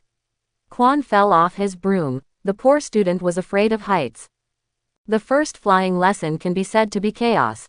Mrs. Huochi was putting out fires in all directions like an octopus, waving her wand with a swishing sound, constantly rescuing students from various crises that might break their necks. She herself was hit by a reckless student, which made Mrs. Hooch look livid with anger and deducted a full 5 points from Hufflepuff. Wade finally understood why Mrs. Huochi always had a bad look on her face and looked very angry. Any experienced driver who is teaching a novice driver to drive and sees that the novice driver keeps making some low-level and stupid mistakes will probably be like Mrs. Huochi. Finally, the flying lessons were over, and the students went to the school infirmary in droves to see Madame Pomfrey for treatment of various scrapes, sprains, and falls. Wade and Michael were intact, and they returned to the auditorium for dinner together. Hermione, who was eating, saw them and immediately waved to say hello. Wade saw that she was sitting alone at one end of the long table, so he simply walked over and sat at the Gryffindor table. Hermione glanced at them and asked, "Did the flying class go well?" "Too tired," Michael said tiredly. He felt that he needed to replenish a lot of energy. After taking 2 pieces of bread with butter, he put a roasted chicken leg on the plate. Wade first poured a glass of juice and drank it all, and then said, "Everyone is flying for the first time, very unskilled, more than half of the people were slightly injured, and some people fainted." Hermione nodded. "I have to say, I'm not surprised at all. Flying in the air without any protection, it's natural to get injured." She obviously didn't like riding a broom or Quidditch at all. This is a skill that requires diligent training to master. A good Quidditch player can fly more flexibly than a bird. After a flying class, Michael finally regained his energy. But Wade remembered that he had been hovering in the air during class. If he flew a little higher, the broom, or Michael on the broom, would start to tremble. He was a typical novice who loved to play. But Michael convinced him with just one sentence. "Think about it, Wade." Michael said in a bewitching tone, "We can fly directly to the dormitory on a broom, and we don't have to climb the stairs anymore. I saw the students on the Quidditch team do this." That day, until he went back to the dormitory to sleep, Wade's mind was full of flying brooms. At night, he dreamed that he was flying on a broom, as free as a bird. He flew over Hogwarts Castle, over the stadium, over the Forbidden Forest and the Black Lake. He circled on the grass and passed through the corridor of the castle. Everyone looked up at him in surprise. Michael was hanging on the stairs half dead, his eyes were dull with exhaustion. But Wade was far away from those stairs. He drew a graceful arc in the air, and finally passed through the window lightly and landed directly on his bed. After waking up, Wade still had the wonderful feeling of flying freely in his mind. He looked at the ceiling with a sense of loss and couldn't fall asleep for a long time. But first-year freshmen are not allowed to bring brooms to school, and a Nimbus 2000 costs at least 1,000 gold galleons. Gray's father Ferdinand opened a toy factory, and the products can be sold to the United States, so their family is relatively wealthy among ordinary people. Wade also has a lot of pocket money, which allows him to buy all kinds of snacks at will. But anyway, asking parents for 1,000 galleons to buy something like a toy is something that Wade couldn't do. It would be nice if he could achieve financial freedom by himself, Wade couldn't help thinking. If he was in the Muggle world, he could quickly accumulate wealth with his understanding of the future. But as a student in a boarding school, how can he make money? Wade couldn't help but imagine. Saturday was a day off, and when Wade arrived at the practice room in the morning, he found Hermione was already there. Among the few people, Hermione spent the longest time in the practice room. Wade sometimes read in the common room or dormitory of Ravenclaw because he didn't want to go downstairs, but Hermione spent almost all her free time in the practice room. Wade was sure that the girl didn't have any friends in Gryffindor College except for Neville, and the girls in the same dormitory didn't seem to have a good relationship with her. The girls always acted together, went to the classroom together, ate together, and went to the toilet together, but Hermione was always alone. However, Wade did not persuade her to get along well with her classmates. Emotional intelligence is something that is innate, and Wade himself is not the type who is good at dancing with long sleeves, and he does not like to compromise himself to please others. But today, the girl was not studying, but ping-pong-pong, nailing something on the wall. "What is this?" Wade leaned over to take a look. The rectangular wooden board was decorated with simple patterns and a line of cursive characters on it. Umbrella Room. Wade's expression was a little strange. He thought of Umbrella Corporation, a company that made biochemical viruses and destroyed the world. "Yes." Hermione nailed the last nail and said, "There are many practice rooms, but this is the only one that belongs to us. I think it should have a special name. In this way, when others hear us say, Umbrella Room, they don't know where it is." Okay. Wade didn't care much about such trivial matters. He took a book from the shelf and sat down to start writing homework for yesterday's herbology class. Today's practice room, or umbrella room, has changed a lot compared to the original. Each of them occupied a space against the wall, with bookshelves placed against the wall, and arranged the table around it according to their own preferences. Hermione's shelf was full of books, many of which were borrowed from the library and had not been returned. She also had a thick stack of brand new parchment, 2 bottles of ink and 7 or 8 quills. These things of hers were consumed very quickly. Since parchment was more expensive, Hermione usually took notes in notebooks bought from Muggle stores. The Granger family was not short of money, but the girl's character was somewhat thrifty and would not spend money on unnecessary things. In addition to textbooks, Wade's shelf also had all the notes he had sorted out so far. Michael and others often borrowed them. According to them, with Wade's notes, even if they didn't attend class, they could pass the final exam. In addition, there were many props for transformation, such as buttons, matches, chess pieces and other commonly used things.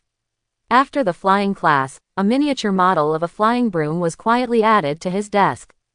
Michael's place was much more fancy. He put all kinds of messy things such as perfume, mirrors, gift boxes, chocolates, etc. on the wall. There was a poster of a Quidditch star on the wall. On the table was a model of a dragon, cookies that were not finished yesterday, and badges collected from somewhere. Michael proved with his own actions that not every Ravenclaw loves learning.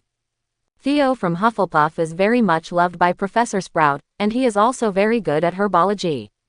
There are 2 rows of fist-sized small flower pots on his shelf, which are all plants cultivated by Theo himself, including common white moss, mint, marjoram, yarrow, etc.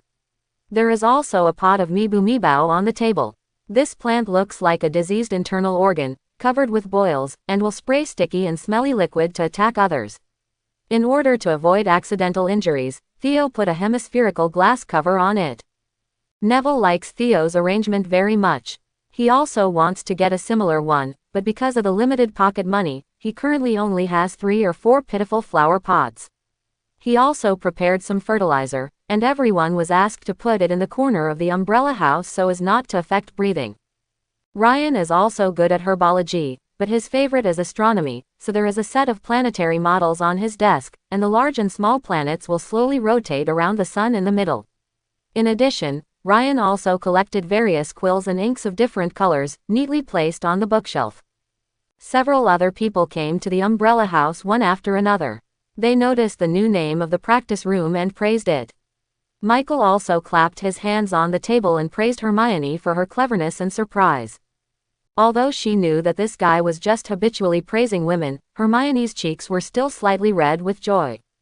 Theo put down his school bag and said, "If you ask me, not only should the practice room have a new name, we should also have a name to show that we are a whole." "Yes," Ryan nodded. "If you always think that I am a Hufflepuff, he is a Ravenclaw, and you are a Gryffindor, there will always be a gap.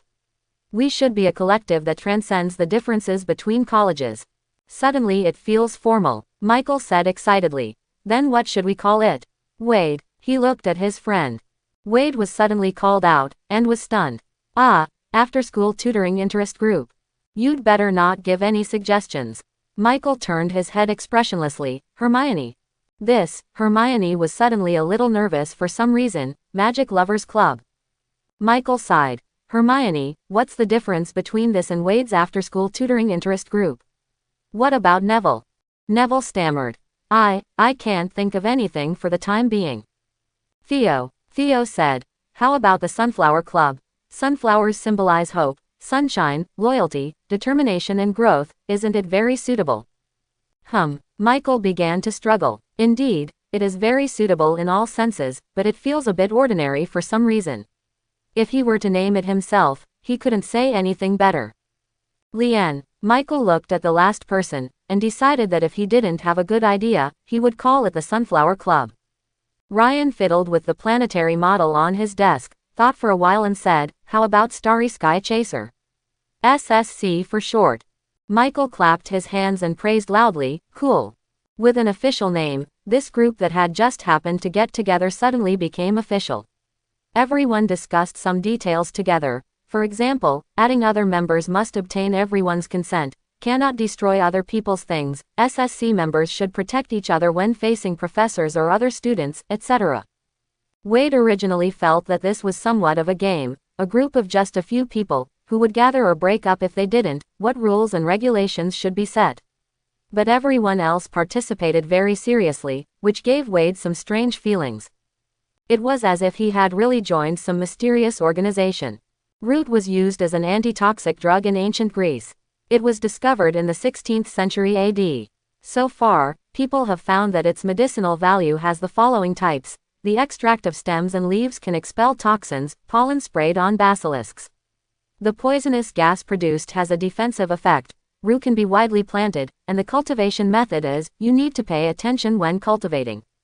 Wade placed the last letter on the parchment and finished yesterday's homework for herbal medicine class. As for the homework for other subjects, he had completed it as early as the day he finished class. Vader checked the grammar again, waited for the ink to dry, and rolled up the parchment. "Vade, are you done with your homework?" Hermione came over and asked. "Right, I have something to tell you," Hermione whispered.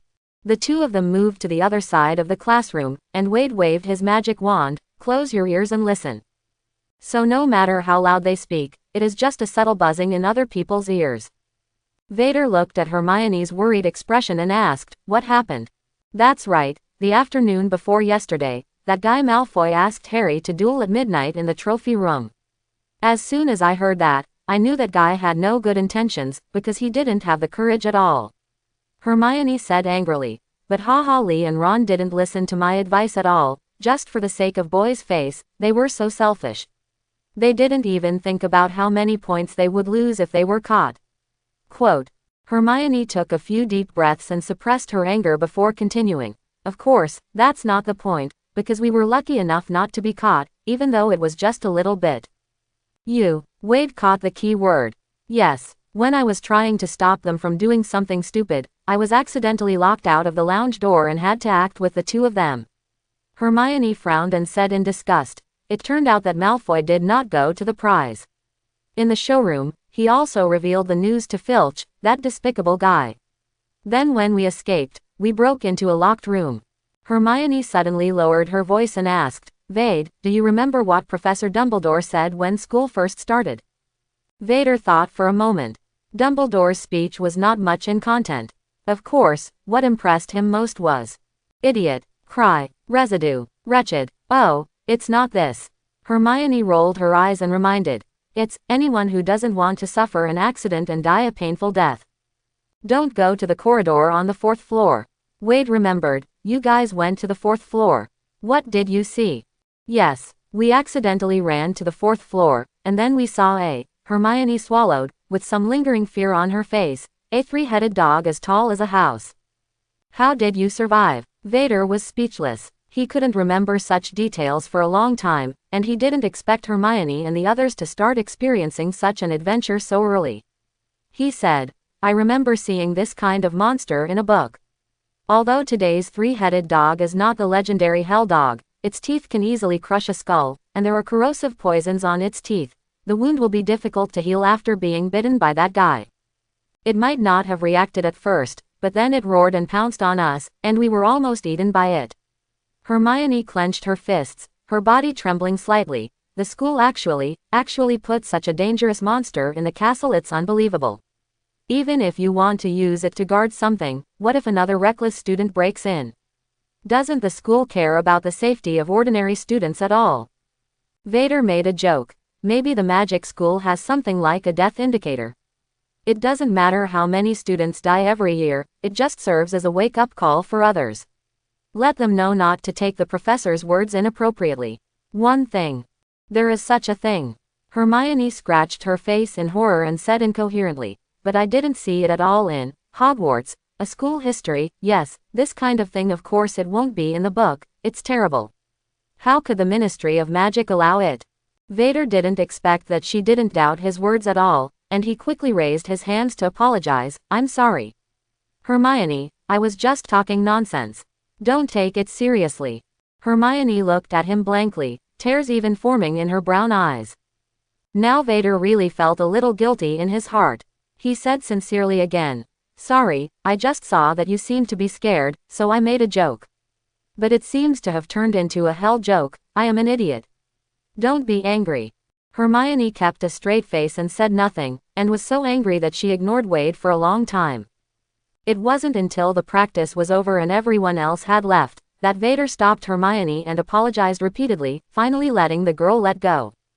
Hermione lowered her head and said dully, "Actually, I know, everyone doesn't like me, but I treat you as a friend, so don't tease me like others." Vader was so soft-hearted that he felt so guilty that he would slap himself even if he thought about it in the middle of the night, because he knew that Hermione was not having a good time in Gryffindor during this period, so he appears sensitive and vulnerable. He raised his 2 fingers and said seriously like an oath, "I'm sorry, I promise there will never be a next time." Hermione looked into his eyes for a long time before whispering, "A joke must make both parties happy before it is considered a joke." "I remember." Vader felt ashamed. He actually wanted a real 11-year-old girl to tell him such a simple truth. Could it be that after reviving his life, he really regarded himself as a heartless little boy? Looking at the vortex above his head, Hermione smiled slightly. "Okay, I'm not angry anymore." The girl coughed dryly. "Speaking of the 3-headed dog, actually, I want to discuss with you whether I should go find Professor McGonagall." "You want to talk to Professor McGonagall about the safety of 3-headed dogs?" Vader understood what she meant immediately. "Yes." Hermione scratched her already messy hair in annoyance and said, "Although they have locked that room, it can be opened with an unlocking spell. If any curious students run in, alas, I would like to suggest to Professor McGonagall that the room should be hidden with powerful magic, but that would reveal that we have violated the school ban. Why don't you think about it from another angle, Hermione?" Wade thought for a moment and said, "Maybe the door was so crudely sealed just to allow someone to open it." Hermione's eyes slowly widened, and she obviously understood something. She trembled and said, "So, that's it." "That's right," Wade said. "It's Harry Potter." "Death Index," Hermione shouted at the same time. The two looked at each other. "Harry Potter," Hermione said in surprise. "Quote. It's a joke," Wade said helplessly. The two looked at each other again. Hermione frowned. Hermione gradually understood. "No wonder," she whispered. "Percy, Gryffindor's prefect, a 5th-year Weasley, said that in the past, Professor Dumbledore would explain the reason for any place where students were not allowed to go. But this time, he just said that students were not allowed to enter the corridor on the right side of the 4th floor, but he didn't say why.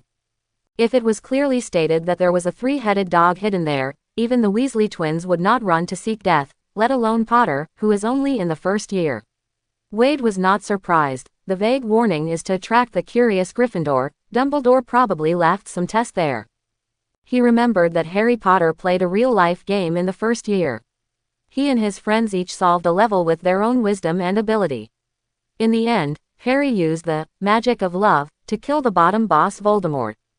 The 7 Harry Potter books are thicker and darker than the previous ones, but the first one is still full of childishness. Even the conspiracy and tricks seem innocent and cute. Voldemort came to Harry Potter to gain experience. How could he do that? Hermione's fear immediately turned into anger. Someone might die.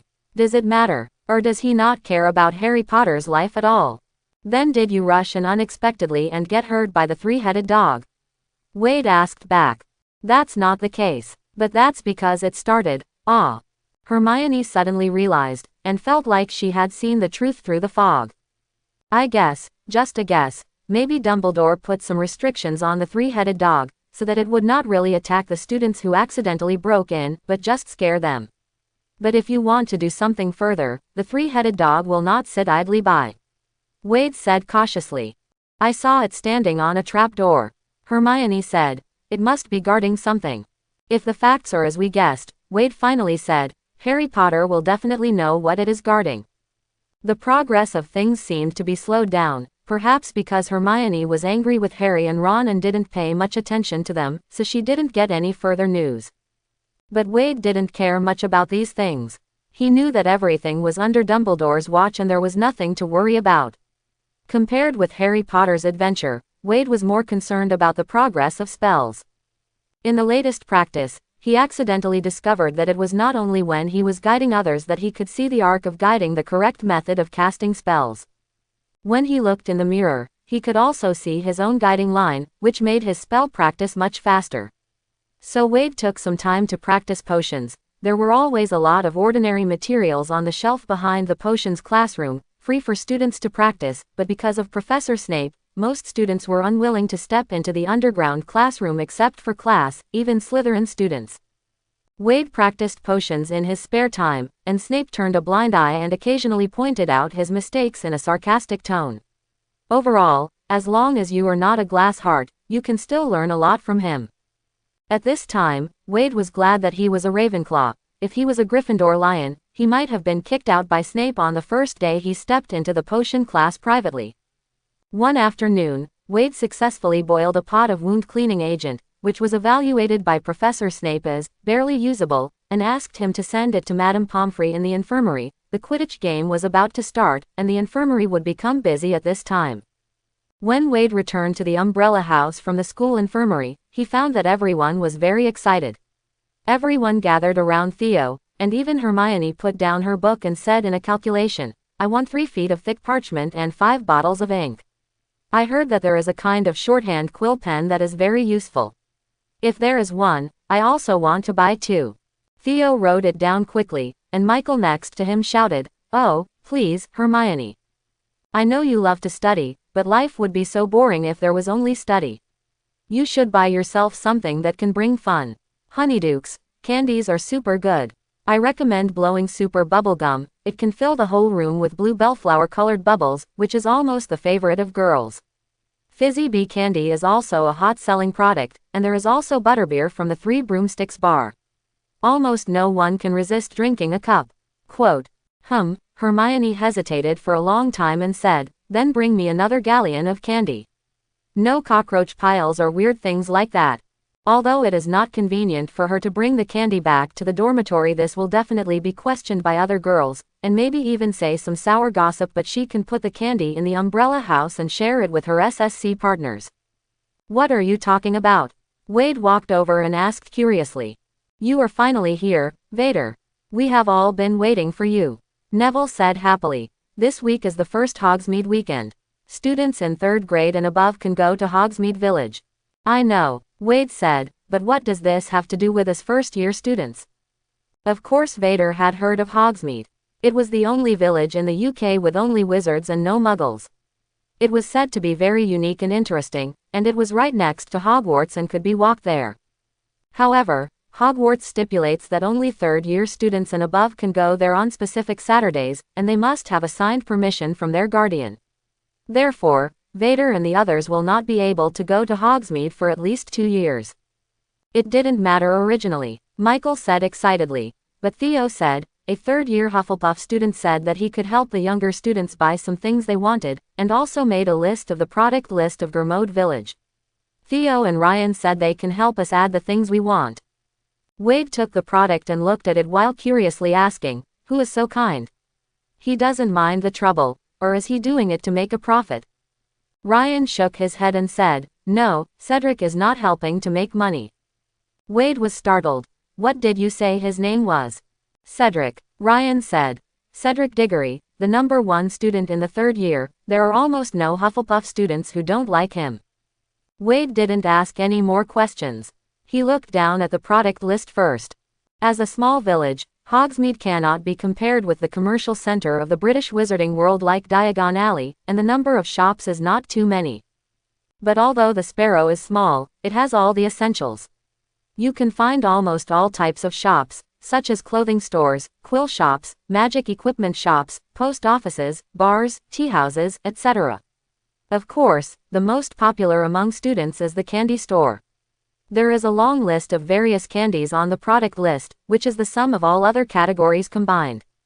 Wade looked at the things that others wanted to buy and couldn't help but ask, can he get so many things?